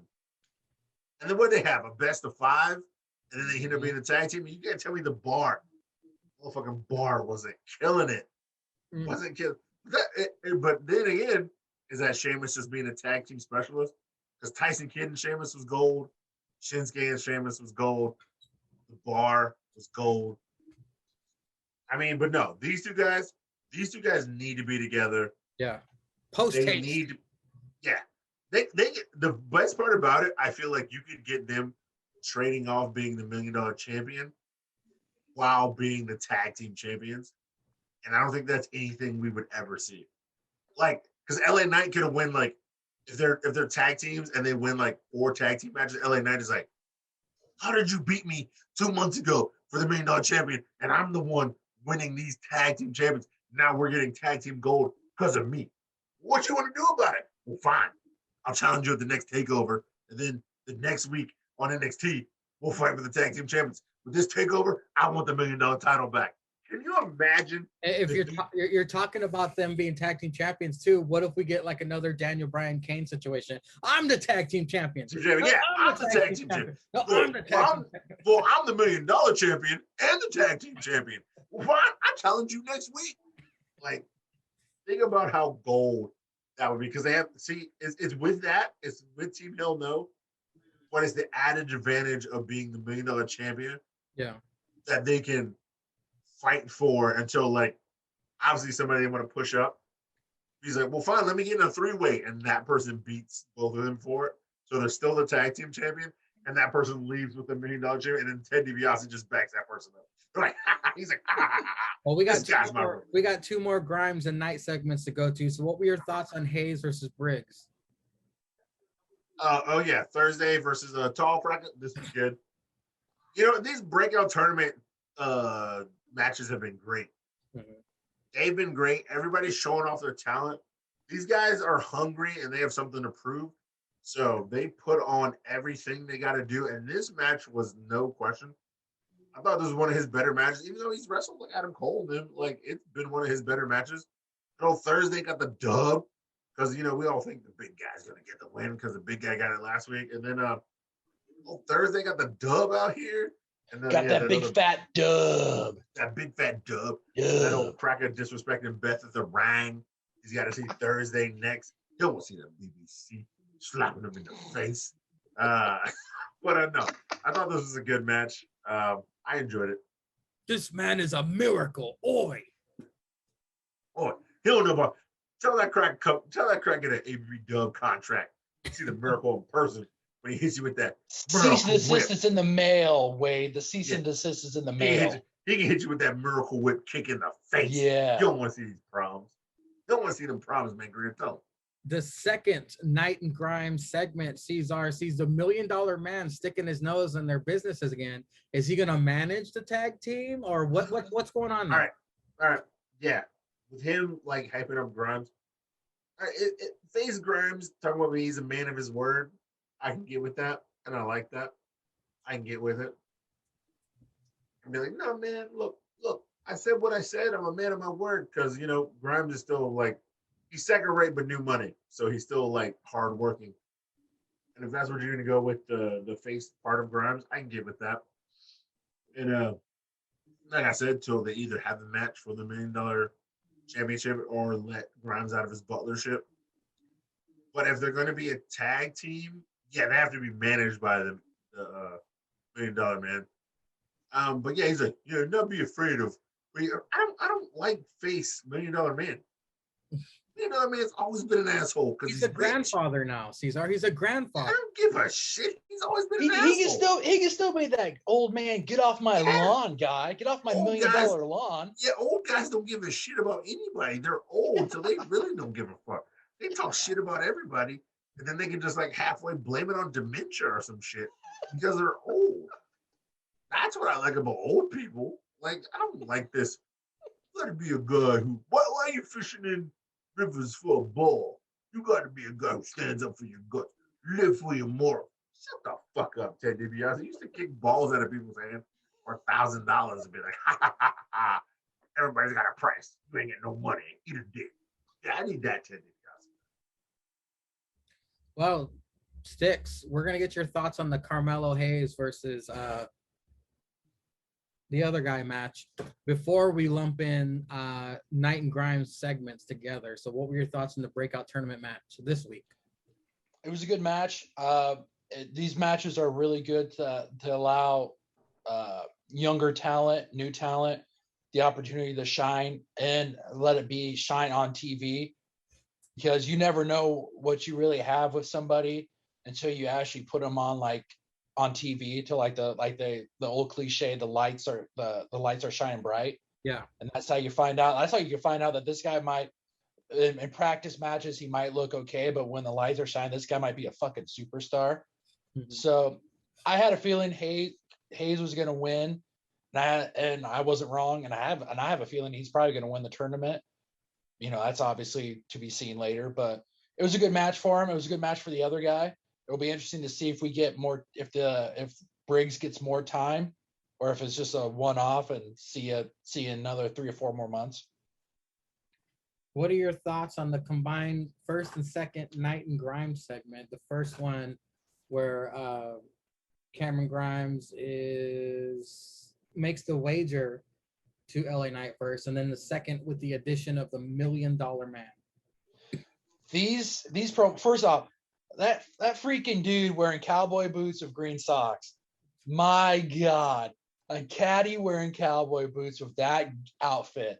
These promos, along with the way promos, are these like Ceizar said, like you guys have said, this is the entertainment and sports entertainment. This stuff is good. This is the stuff you have in between matches that make you laugh, but also shows you that, like you guys have talked about, these guys could be a potential tag team. I mean, if the $1 Million Man backs these guys, you know, the $1 Million team, and then they take those belts like, oh, our team, these belts aren't worth our team. Then we get the $1 Million tag team title belts. Oh wow, that's a good. Oh man, I like that thought. They could literally shift everything. I mean, these guys could go on a run and cut these promos and still, like Ceizar said, still have the $1 Million championship. The feud between these guys go, but when it comes time to defend the tag team titles, these guys are like laser focused. We aren't losing these tag team belts. So I mean, these promos are fucking awesome. These guys could have just basically got cliff notes of what they wanted these promos to be, and they could have just filled in the rest with this coming off of just pure improv. The chemistry and the ad-libbing are much appreciated, gentlemen. Up next, Britt Lesnar says he's just getting started as he leaves arena with Dunn and Lorcan. Straight Sonya and Wallbutt to the ring. Straight Sonya being all kinds of braggadocious. Who's next? Wallbutt tells Straight Sonya she has beaten everyone. Calls out locker room. And then the moment we all knew it was going to happen. Yep. And we could see a million miles away when the segment fucking started. Yep. Straight Sonya gets attacked by Wallbutt. The crowd goes cuckoo bananas. Straight Sonya obviously upset. We get an Adam Cole promo video. And then we get an EO training solo segment. And Zoe tells her, or GameStop ma'am, as Jake likes to say, tells her they should be partners. EO doesn't like her. Mandy Rose, Gigi, and JC having secret conference out in the open. Gets mad at the camera guy for spying. This was a lot of filler right here, guys. So if you guys have anything to say about any of what I just said, go for it. Then we can move on. Besides the Straight Sonya getting attacked by Wallbutt, the rest of it was filler. Yeah, we all knew that was coming. I just want to say there's 2 things. Obviously, what we're going to continue to hear throughout the promos of this will be, as long as I have your back, you'll be champion. Mm-hmm. But did you guys notice that when Straight Sonya was speaking Spanish, that top right corner, the SAP plug for the TV show appeared while she was in mid promo talking Spanish. No, I didn't notice that. Yeah, I noticed that. No, I didn't know that. Yeah, I went back and rewatched it today just to kind of refresh. And I noticed when she was saying that, I was getting ready to write down, be perfect time to let people know you can use your SAP function on your TV. And in the top right fucking corner, they plugged it. I'm like, yep, good job. That's fucking funny as shit. Unless we get a mile high pile of fuck shit, Wallbutt is never gonna beat Straight Sonya. Dakota Kai is gonna have to bring someone else in to be her new sidekick in order to defeat Straight Sonya if it happens. Otherwise, Straight Sonya is gonna fucking walk right through her ass. Unless she gets called up, unless Straight Sonya is gonna get called up. I feel like Straight Sonya is gonna get called up. That's what I kind of get too. Wow. But we all know who's running NXT, and we all know which dynamic. She even called the bitch Big Mommy Cool, Yeah. who won the title before Shawn Michaels. And what's Shawn Michaels known for? The super kick. And what's Wallbutt known for? Team kick. Captain kick. Captain kick. Like the writing's on the wall. They always love the young underdog to beat the big bitch. It's on the wall. The two guys who perfected this are running the show. And yeah, you think Vince wouldn't want Straight Sonya on SmackDown with all them small bitches? Because she's got Rhea Ripley and Charlotte on Raw. You imagine Straight Sonya coming on SmackDown with Bianca Belair, Sasha Banks, and them? I think that when Wallbutt faces Straight Sonya, if they don't really see Wallbutt as championship material, Straight Sonya defeats her. The person who is definitely taking that title off of Straight Sonya is Frankie Monet. I think Frankie Monet will take the title off of Straight Sonya now that sort of Straight Sonya is face since she got attacked by Dakota Kai. So it's going to be hard for me to believe Dakota Kai winning the championship unless she has a new sidekick. I don't see Frankie Monet as like Straight Sonya. Because technically she just got pinned by one of the smallest people in NXT. Yes, it's a tag match. I can see it as like as a transition. Not only do you put on Dakota that she as a credit that she was a women's champion, so that way when she does lose to future talent, they can always put the big dick tagline of she just beat a former NXT women's champion. But I see Ember beating Dakota and maybe getting her like second reign. But I can see if they're going to go. But I don't see. I don't see like Frankie Monet. I think they might want to hype up Frankie Monet versus Ember. Honestly, I can see that more. But yeah, sorry to interrupt you. Well, I'm talking future. I'm talking in the future. I see Frankie holding that NXT Women's Championship. Oh no, definitely, yeah. But I don't see her beating. I see Dakota beating Raquel by cheating, and then I see Raquel as getting called up. But I don't see Frankie. It would be good. Frankie versus Raquel would be good. They're both two big bitches. But I see Raquel. Frankie has the Robert Stone brand backing her ass up. Yeah. To get rid of Robert Stone, she has Jessie McKay. Yeah. But think about how Raquel won it. She never beat Rhea Ripley for the title. She beat Io Shirai for the title. And I feel like Frankie wouldn't beat Raquel for the title, but she would beat Dakota Kai for the title. The same kind of way. Dakota Kai would win it from Raquel, and Frankie would like beat Raquel to send her up, and then Frankie would beat Dakota to win the title.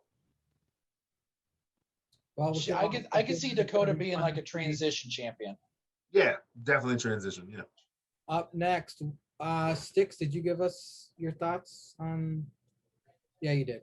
Okay, up next, Caden and Casey versus Jesse Kamei and Frankie Monet with Robert Stone, who has a Merce. Wade sticks up for Robert Stone's Merce.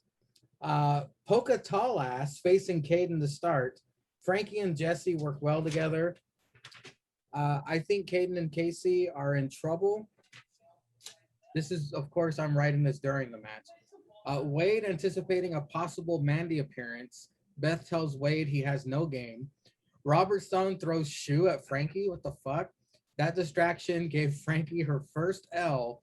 Caden and Casey win the fucking match. Then we get a Wade sit down with Roddy and Malcolm Bivens. Roddy credits Malcolm for bringing him back to NXT. Wade asked if Roddy versus Fish will happen. Malcolm says it happens next week. Regal, Trips, and HBK announce Walter and Dragunov 2 at NXT TakeOver 36. Ooh. They catch up with Wallbutt, but she runs out of the arena before they can get a word from Miss No Ass. Stixy Drip Drip, Caden and Casey versus Jesse and Frankie. Fucking Robert Stone, man. He's playing that great third wheel that the other two do not want with him. I mean, just with him, obviously with him when Frankie's doing her pose and her arm hits him, and then him stepping on her dress, and then him costing them the tag match. I mean, even I thought it was funny when they had Jesse in the corner and fucking Frankie tags herself in. The look on Jesse's face of like, what the fuck? And then I think I saw her mouth. Okay, it's fine. That was good. It's going to be interesting to see how they go forward with this, because obviously they're planting the seeds of that it's going to be Frankie and Jesse, and that they're going to kick Robert to the curb. But I could also see them not doing that. So it'll be interesting to see where they go forward with that. It was just confusing as fuck when he threw his shoe at Frankie. It was like, what's this guy thinking? Wade sit down with Roddy and Malcolm. Just gives you a little bit of a insight of what brought Roddy back, and it was Malcolm Bivens, who a lot of the wrestlers backstage rave about. He's becoming a really good manager. So it'll be interesting to see what their plans are going forward with him and the Diamond Mine. I think we all expressed our incredibly exciting anticipation for Walter versus Dragunov 2. So Ceizar, let's go to you with your thoughts on Caden and Casey versus Jesse and Frankie. Caden and Casey been on the uprise. I guess they're going to be the next ones to challenge for the NXT women's tag team titles, even though they haven't been on screen for 2 weeks until tonight.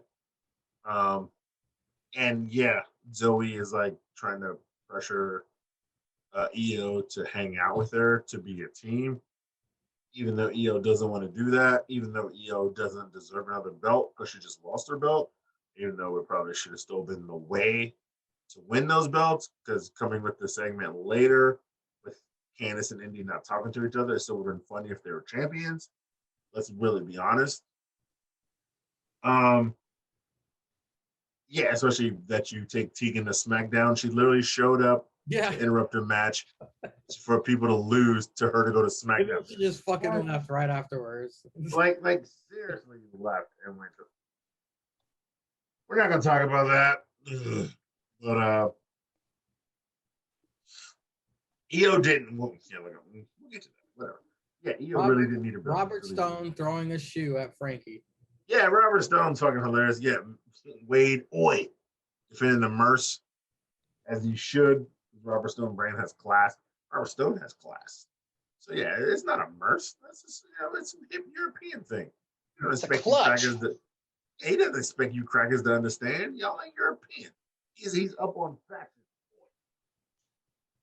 Yeah, he's lit. And then Frankie lost to these two small bitches who probably are going to be fighting for the title next. If they decide to put those tag team titles on 36, I doubt they will, because there's no story anywhere.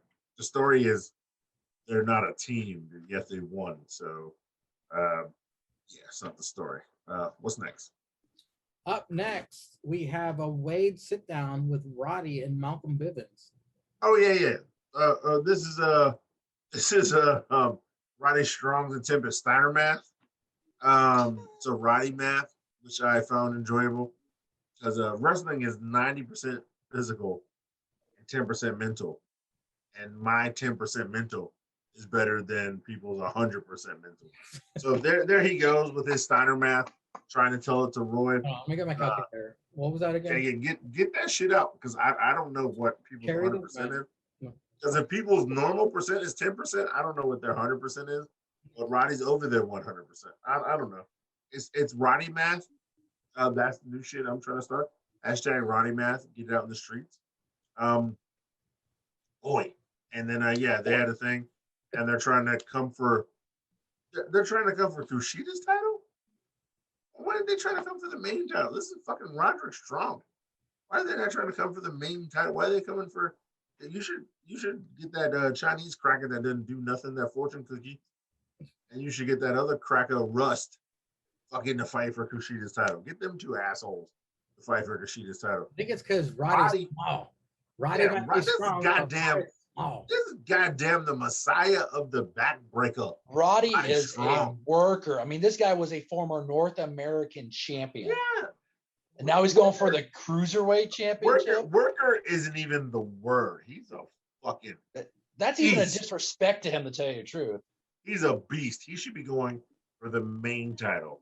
If you really want to get some respect to the Michael Givens brand, you get that fortune cookie. You get that other rusty cracker to fight for the cruiserweight title versus the man Kushida. And then I'm pulling the Paul Heyman. I'm singing the theme song, bitch. We can all do it. And then you get Roddy Strong to fight for that goddamn NXT championship, because they already won that NA title. He ain't worried about that. He worried about fighting Roddy Strong versus Joe. If Joe win the title, Roddy Strong versus Joe, call your own ticket with some shit like that. We ain't gonna talk about that, because that's future booking. But yeah, that's how it should have been. Up next, Imperium versus Hit Row. NEC. Marcel Barthel resembling the T1000 facing off against Wednesday. I don't know. He's some day of the week. He's Tuesday, because they wrestle on Tuesday. The blackest team in NXT is facing the whitest team in NXT. DJ Khaled, the brick shithouse of Hit Row, not fazed by Fabian's offense. We get a commercial break, and then back commentary mentions Walter is coming to America and does not accept failure. I'm waiting for Brown Order to come out and cost Hit Row this match the entire time. Top Dollar puts a hurting on Marcel, then rolls his own body up onto his feet. It does a weird dancing knee drop, throws Fabian in the corner very hard, very rough. The ring fucking makes a noise. He hits the turnbuckle so hard.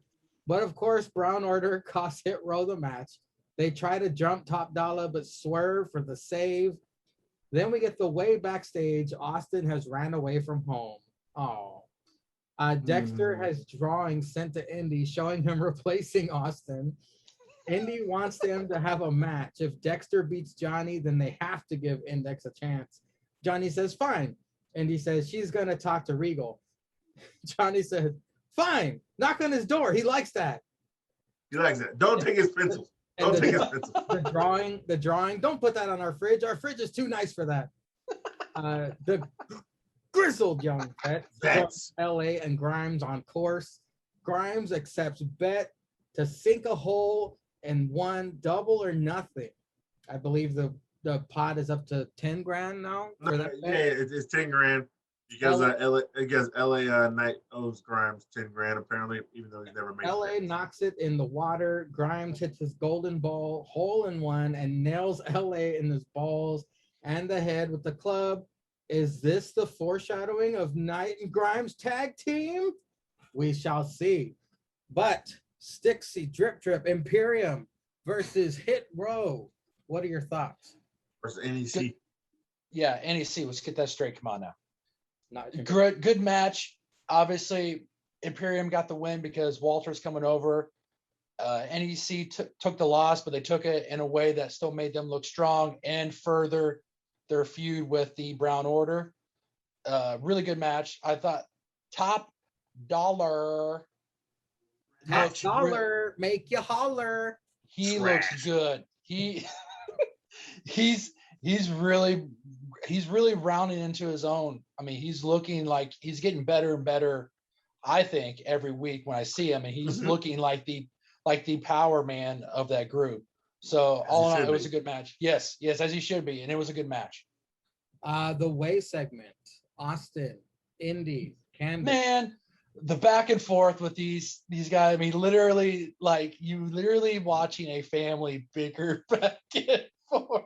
It's like, maybe it's your fault. Well, hey Johnny, tell her that it's her fault. Yeah, it's your fault. I can hear her. She's right there. And I loved it how they incorporated of like Johnny's like he's got no chance, and they can't just like in hell. Like they finished Vince McMahon's song. Yeah.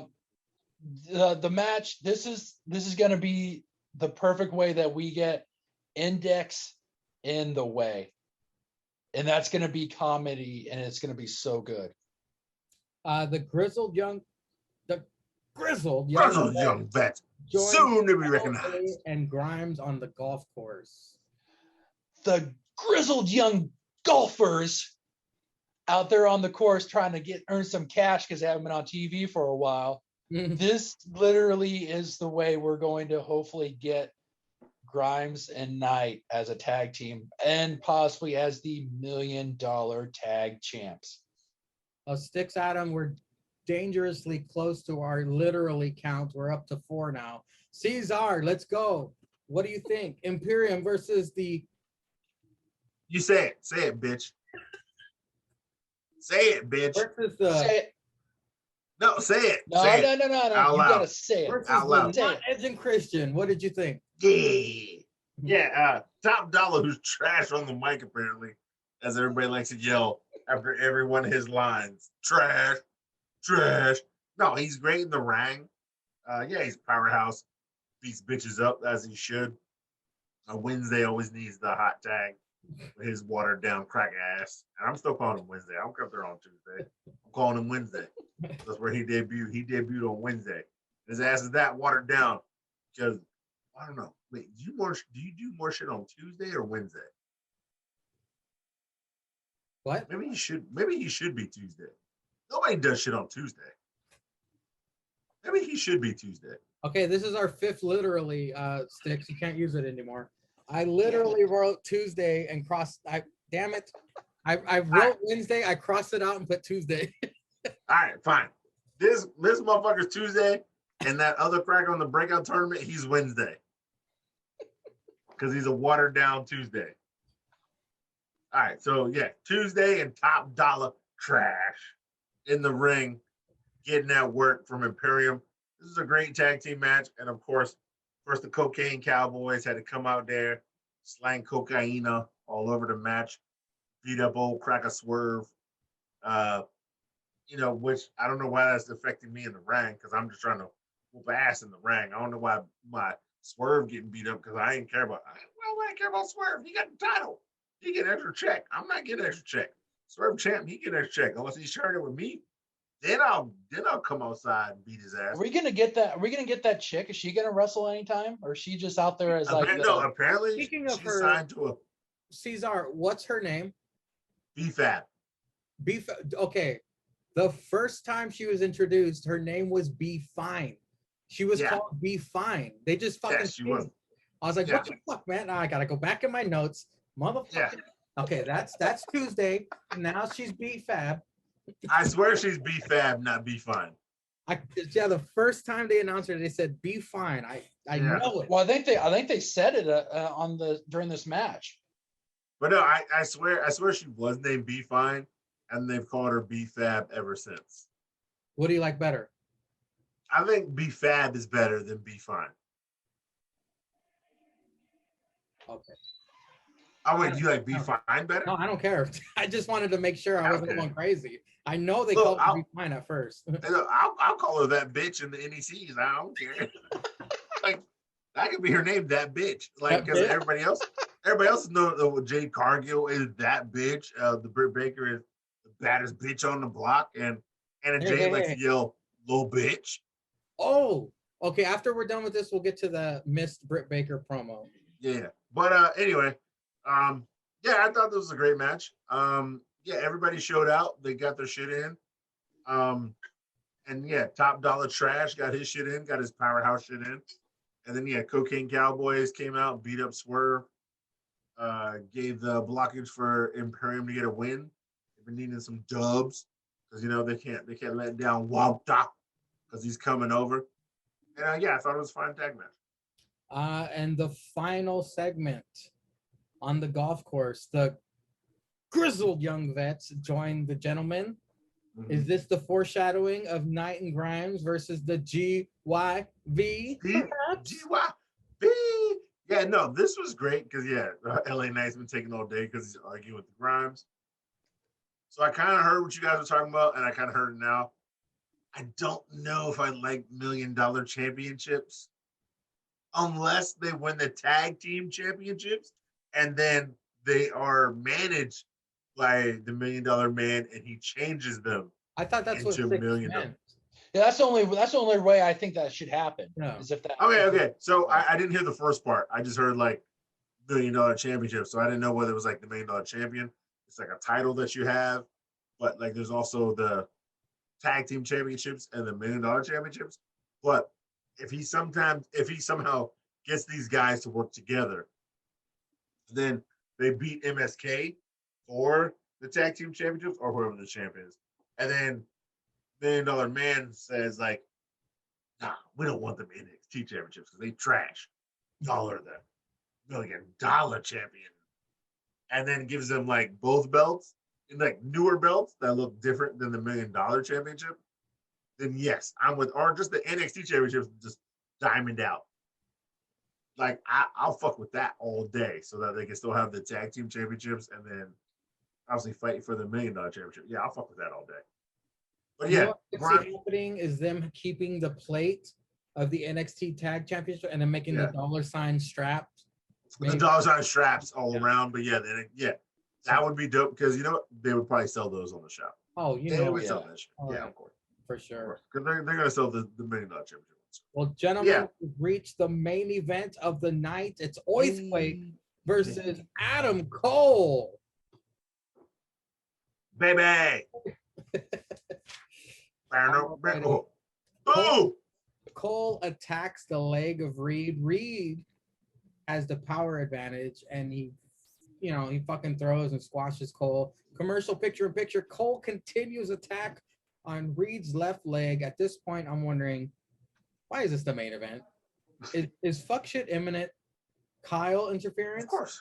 Reed pulls off a cool vertical suplex turn into a spinning Samoan drop. Cole hits the Panama Sunrise, gets a 2.5. Reed attempts the tsunami. No. But misses. Boy. Cole wins with the last shot. Kyle then attacks with chair. The crowd boos Kyle. Suplexes Cole on the stairs. Ceizar, thoughts on the events of the night? I thought this was good because I see that.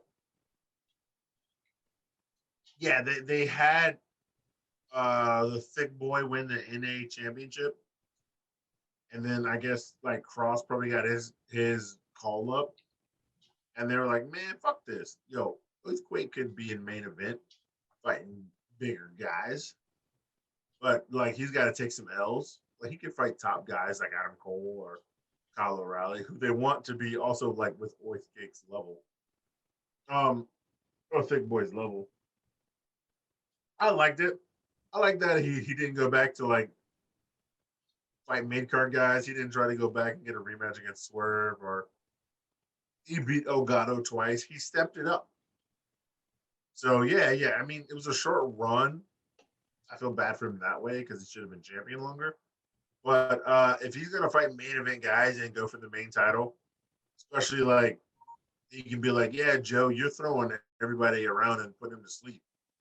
Ain't throwing my fat ass around. Like, let's be real. Like, come on. You think you're gonna suplex me everywhere, motherfucker? No, I'm big like you, bitch. Let's fucking go. Let's have a fight.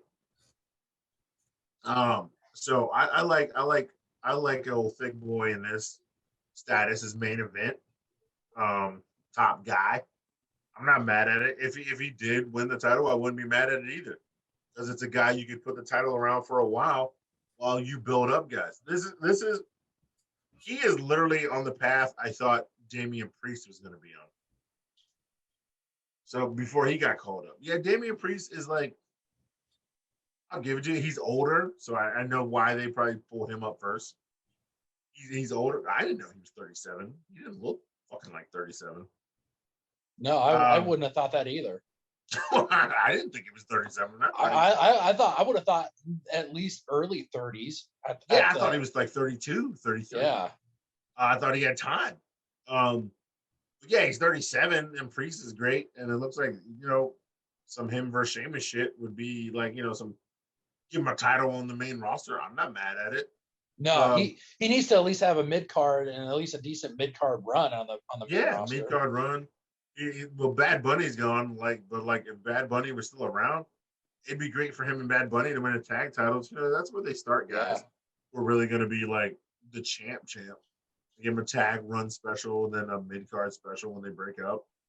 But yeah, I didn't think Priest was that old. He looked great and looks great for his age. He's in shape.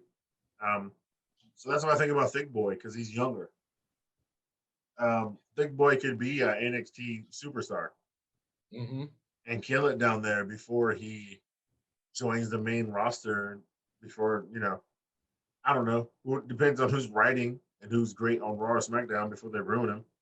Well, didn't Vince kind of have his eye on him already? Because wasn't it Vince's idea to go from Thick Boy to the Colossal? Yeah. No, he has, but I guess Trips gets some say about I still need people to build on my show to have as champions before you call them up. Yeah, it would be smart. I mean, I just figured I had heard that Vince was kind of the guy that spearheaded his name change, because they everybody called him the Thick Boy. They had the T-shirts and all that stuff, and then the next 1 week later, he's got new stuff. He's the Colossal. They're doing all this stuff. He's Colossal Bronson Reed versus the Thick Boy. Yeah. So I'd already figured Vince had his eye on him, so I figured it was just only a matter of time before he was going to. That's probably a Vince move, and I'll give it to Vince. He can name people. Mm-hmm. I'll give it to Vince. He gives them the name, because even how Mangria left, but he knows. Even how Brettzky talks about remember on AEW, a lot of people have the same last name. Yeah. They were look, we had what, Nick Gage, you have Brian Cage, Christian Cage, Ethan Page, fucking Hangman Page. Yep. If we just went all ego Ethan at the Hangman, we went fucking Christian, we went the Machine. There wouldn't be that name rhyming for just all that. That's 5-6 guys we just named. And I get it when Vince drops last name, but nobody's last name rhymed on WWE. It was specific. It's Big E Langston. You got rid of Langston. It's Antonio Cesaro. It was a first name. Vince got rid of a lot of first names. Alexander Rusev. Yeah, Alexander Rusev. It was Antonio Cesaro. Who else got their name chopped off? Andrade. Yep. Yeah, I don't know what Andrade's first name was, or last name. It was Andrade. See? No. Exactly. So it's not omelets. Andrade omelets. Yeah. Yep. Andrade B omelets. It's not that it's that bad. It's bad in AEW, and they need to do that there versus Vince doing it, because their names are way more original and get around, and you know what I'm saying? But no. Fucking Thick Boy. I feel like Thick Boy has got some status there. That way he could be like a Johnny character. He can go down and get the North American Championship, but he's still in the main event title to fight big guys for the NXT Championship. And I feel like that's what he's trying to move into. And who better than him to move that echelon up to than Adam Cole and have a barn burner with Adam Cole? Sticks, your thoughts on the main event? I had thought two things during listening to this. I know they've talked about how Adam Cole's like the GOAT of NXT. Do you guys think he's the greatest NXT wrestler that's been in that brand? It's either him or Finn Balor. Like honestly, I was thinking Johnny Gargano is a contender as well. Yeah, I'm not gonna fault you for that. Like it's either, No, well, I was just wondering because this is the way they had talked like he's Alright, the wait, GOAT wait. of NXT. if you gotta have a top, all right, fine. How about this?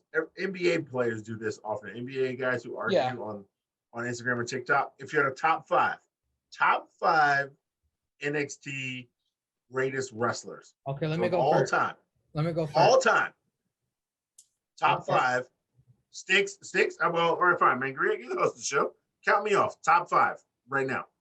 It's Johnny Gargano, Okay.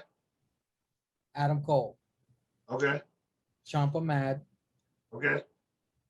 Finn Balor. Okay. That last one, because I want to say Neville. Okay. But he wasn't around for. But see, I'm not talking about champions. I'm just talking about top five wrestlers. Because my list might shock you. Because there's I'm not talking about Kevin champions. Owens, there's Sami Zayn, Yeah. There's Seth Rollins. Big E. There's Big E. Fuck it. You know what? Bo Dallas. No, I'm gonna say Okay. Fuck it. Call Bo Dallas. no. I'll just go Neville. Okay. Sticks. Top five top NXT wrestlers of all time. Who you got? Adam Cole, Yeah. Johnny Gargano, Yeah. Finn Balor, Yeah. Tommaso Ciampa, Yeah. Sami Zayn. Okay. You know, Ceizar's got someone that we haven't mentioned. Caesar's gonna be that guy that as soon as you hear it, you're gonna be like, you know what? God damn it, I forgot about that. Yeah. So top five, no particular order. Top five, I'm going Cesaro. I'm going Shinsuke. I'm going Johnny. I'm going Cole. My hardest one is if I want to put Finn or Ciampa in my top five. I'd say if we're going popularity, Finn would win, but Ciampa's character, Ciampa's personality. Yeah, that's what. Nah, fuck it. I'm going Ciampa. Finn did have the popularity vote, but Ciampa got over more as a character. Yep. The fact that he was so over as DIY, and when he turned and he went heel, like those three times he came out with no music, and people were just like, "Fuck you, Ciampa." Mm-hmm. I like Roman only got one "fuck you" Roman. Ciampa got it for 3 weeks straight with no music. The heat Ciampa music. got without music. But if you look up so greatest, awesome. like I'm sorry, I had to put those five guys because one, if you look up greatest NXT matches of all time, somebody's gonna tell you Sami Zayn and Cesaro best of five. They're gonna tell you that. Mm-hmm. And like they had a best of five in NXT, and somebody's gonna tell you that whole feud was great.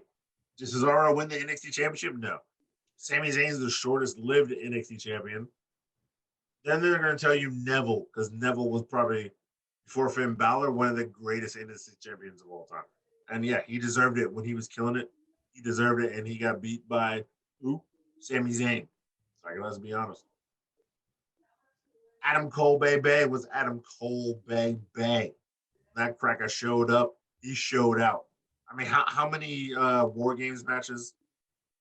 How many just regular matches? His Johnny matches, 2 out of 3. I mean, then how hard is it not to put in Johnny? He's Johnny Takeover. He's Johnny Takeover, and then fucking Ciampa Man. Ciampa Man is like right with Johnny Takeover. They're a tag team. They were at the top. They're fucking great. did you finish giving your thoughts on the main event?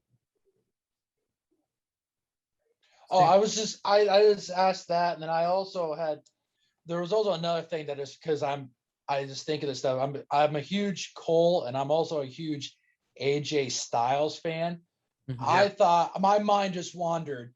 Styles Cole WrestleMania.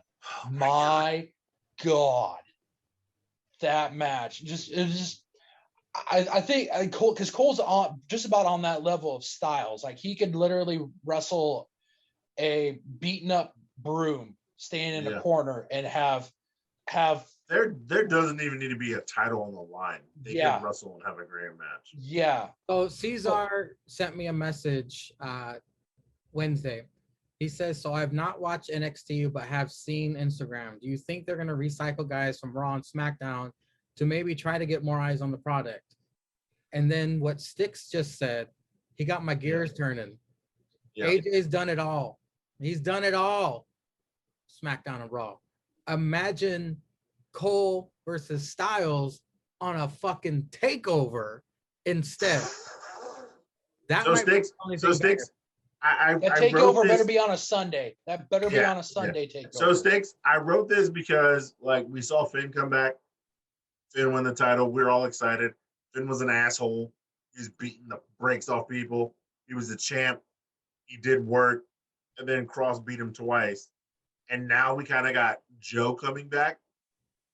So when I saw the clip of Joe signing the contract, it would be Joe versus Cross. Please tell me you're teasing what. Please tell me you're teasing what I'm thinking you're teasing. No. So that's what I thought of, like sending Magria. Do you think when they're trying to build stars to be champs, do you think they would bring old guys who want to come back to NXT who've been there? So like, we got Robert Roode, Nakamura, we got Shinsuke, we got Baron Corbin, not a champ, but old Baron, the poor man's Baron Corbin getting worked over on Raw. He comes back on NXT and gets his power back. It's like Sammy amped up again. We got Sammy, we got KO. Do you think they would funnel guys to get eyes on the product? Because these guys have been on the main roster for years. So obviously get guys back on the product of NXT on Tuesdays. Do you think they would take ex-champs or ex-legends like those guys? Hell, Cesaro never won the NXT title. But how amped would you be if Cesaro came back during Samoa Joe's run to fight Samoa Joe at a takeover? Cesaro now to fight Samoa Joe at a takeover. I've been fully expecting, because they're going to do the brand draft sometime down the road here. Maybe, but they've been trading people like for weeks. Yeah, so you never know. So I can literally see them doing that. I've just been waiting and trying to figure out the opportunity of when they would bring like the literal like home run hitter that they would think that would be the guy that. But no, I thought Finn Balor was that guy. That guy's a home run hitter. Yeah, I thought so too. And then he lost twice to Cross, and then I was thinking, well, where are they going to go next with him, because he's lost the Cross. But like I'm saying, if you feed him to the next star, he can go back up to the main roster. Yeah. I would love to see them. Shit, Kevin Owens. Oh yeah, well we had Kevin Owens come back. How big of a pop was it when Owens came down for the War Games match? Yeah, when he teamed up. I mean, they could and they should. Like I could literally see AJ. I mean, they just imagine an NXT takeover, and they could build like the match we've all been wanting. AJ Styles comes down, Adam Cole. Adam Cole. These Adam Cole beat Daniel Bryan. He beat Daniel Bryan on SmackDown, but AJ Styles versus Adam Cole. All right, guys. Oh man. The last thing I'm going to say about NXT this week, the ratings did come in. NXT was on Sci-Fi this week. They took a little hit because usually it's like 700,000. This week was 520,000, which is impressive because they were on Sci-Fi. I thought it was going to be worse than that. When SmackDown goes on FS1, it's fucking devastating numbers, but not too bad for NXT on Sci-Fi. I thought it was going to be worse. That being said, Ceizar, please fill me in on the segment I missed on Fight for the Fallen, the Dr. Britt Baker, DMD. Well, we all know she had an interview with Tony Schiavone, and Rebel. Rebel was there. Not Reba. Reba. Not Reba. But yeah, Britt Baker showed the arm with the cast and it said, "You bitches always trying to hurt me, but you can't because I'm still your champ, and I'm gonna be back better than ever." And now y'all got Reba hurt, you got me hurt, but we gonna be back better than ever because as always, I am your doctor, and you know Tony did it with her. Hold on. Wait. What are we waiting for? Wait. Playing it on YouTube. Okay. Oh, there we go. Now we can And do it. then she said, "Yeah, bitches, y'all can't hurt me because I'm your doctor." Like Mangria's background. GMG. And Tony just looked at that. And then he rubbed one out in the bathroom thinking about her. Of course he did. Into a Starbucks cup. All right, gentlemen, we have reached the end of this week's tripod session. Stix, thank you for being a guest. Thank you for getting the hot tag, filling in for the great Brettzky 99. Do you have any plugs you'd like to tell the peoples, the pretzels? Just check out this man, Mangria Fuel's YouTube channel, where you can get past episodes of Tripods. He's so bad. Super Stix, keep long up. ago episodes of After Party Hangover. And of course, the hottest wrestling promotion today on the internet, on YouTube, and in your hearts, APPW, After Party Pro Wrestling, which, by the way, by the time this comes out, it might be released or it might begin released. Money in the Stank this Sunday. You better keep your eyes on it because that will be a barn burner of a pay-per-view. And I told Ceizar this before you joined, Stix. I'm only waiting on one more promo. If I get this promo, hopefully before I go to sleep, because I got work early in the morning, I will definitely have it out by midnight. But if not, y'all is gonna have to wait till I gets out of work. But it's gonna be worth the wait, trust me. Put a lot of work into this one, just like all the other pay-per-views and all the shows. As always, as you always do. As you always For the do. plug, Stix. Ceizar, what you got, buddy? So you already know I'm at Julius_Ceizar, post funny memes and ratchet shit. Check the story every day. You already plug Brettzky's fuck shit. I was gonna do it after you. All right, well, it don't matter. So you know the third leg of the tripod, usually where Stix is well, that according to me, I don't know why I play it this way, is that man, the legend, the third leg, the great Brettzky 99 on some cracker shit. And then Mangria is going to give you all his podcast plugs when he on it right there. How is it that this guy's not only the third leg of the tripod, but now it's going to be the third leg of the show? Possibly. Yeah, the third leg of the show. So look up what is that? The Ever Rise Show. It's on YouTube. Yeah, I think it's the show rules or something like that. The show rules. The show rules on YouTube. You saw on Mangria's screen. It is the full pod. That is his personal podcast where I am episode 26. Mangria is episode 13. Stix, you up there? What number are you? Just like the great Kevin Durant's old number 35, I believe. Number 35 on the dollar. 2 more than Scottie Pippen for that man Stix. Yeah. The show rules on YouTube. Instagram and YouTube, but definitely on YouTube. Go check that out. That man's intern for those guys. He loves Ever Rise. They do not rule. They are trash. They got fired. That's why they need Brettzky to help them out to get their ass some jobs. You want to talk about some sweatshop stuff, man. They are literally using a young kid. These cracks are on unemployment, work, man. They're unemployment, collecting checks from Uncle Joe because they need some money to like pay their bills. Who don't need money? Everybody needs money. All of us have regular jobs. That is the faux pod. THEFAU.pod. Haha, get it? We don't. Yeah, we get it. You fucking dad joke having son of a bitch. He always has a dad joke, weak ass joke at the end of a pod, whatever guest he's on. Episode 35 is Stixadam. I'll be somebody in a wheelchair and I'll just start laughing at some fuckery. That's not what it said, but I'm just making it up because he pulled it away from the camera. Sounds better than part of what the episode actually was titled. If you listen to my podcast, the 26 Julius Ceizar, Don't Be a Fool, Rap Your Tool. We talk about, you banging hoes out in the streets and playing B omelets. And I'm the reason why they went to Zoom. Because Brettzky's phone is shit and can't record shit. Tell him to get his own plan, not on his parents' plan, get some money. No, yeah, you can skip that. You can go. Nobody's going to talk about that. Do not listen to that one. Yeah, don't listen. Skip that one. skip that one. That's a guy. Yeah. It's a pedophile worse than Bill Cosby. Episode 13, Mangria Field. What's the difference between a chickpea and a garbanzo bean? And that's where you can hear Mangria go 0 for 0 apparently on the special He's full of thing. shit. I got some right. The special thing that Brettzky does on his podcast that apparently Mangria would kill if he got up there.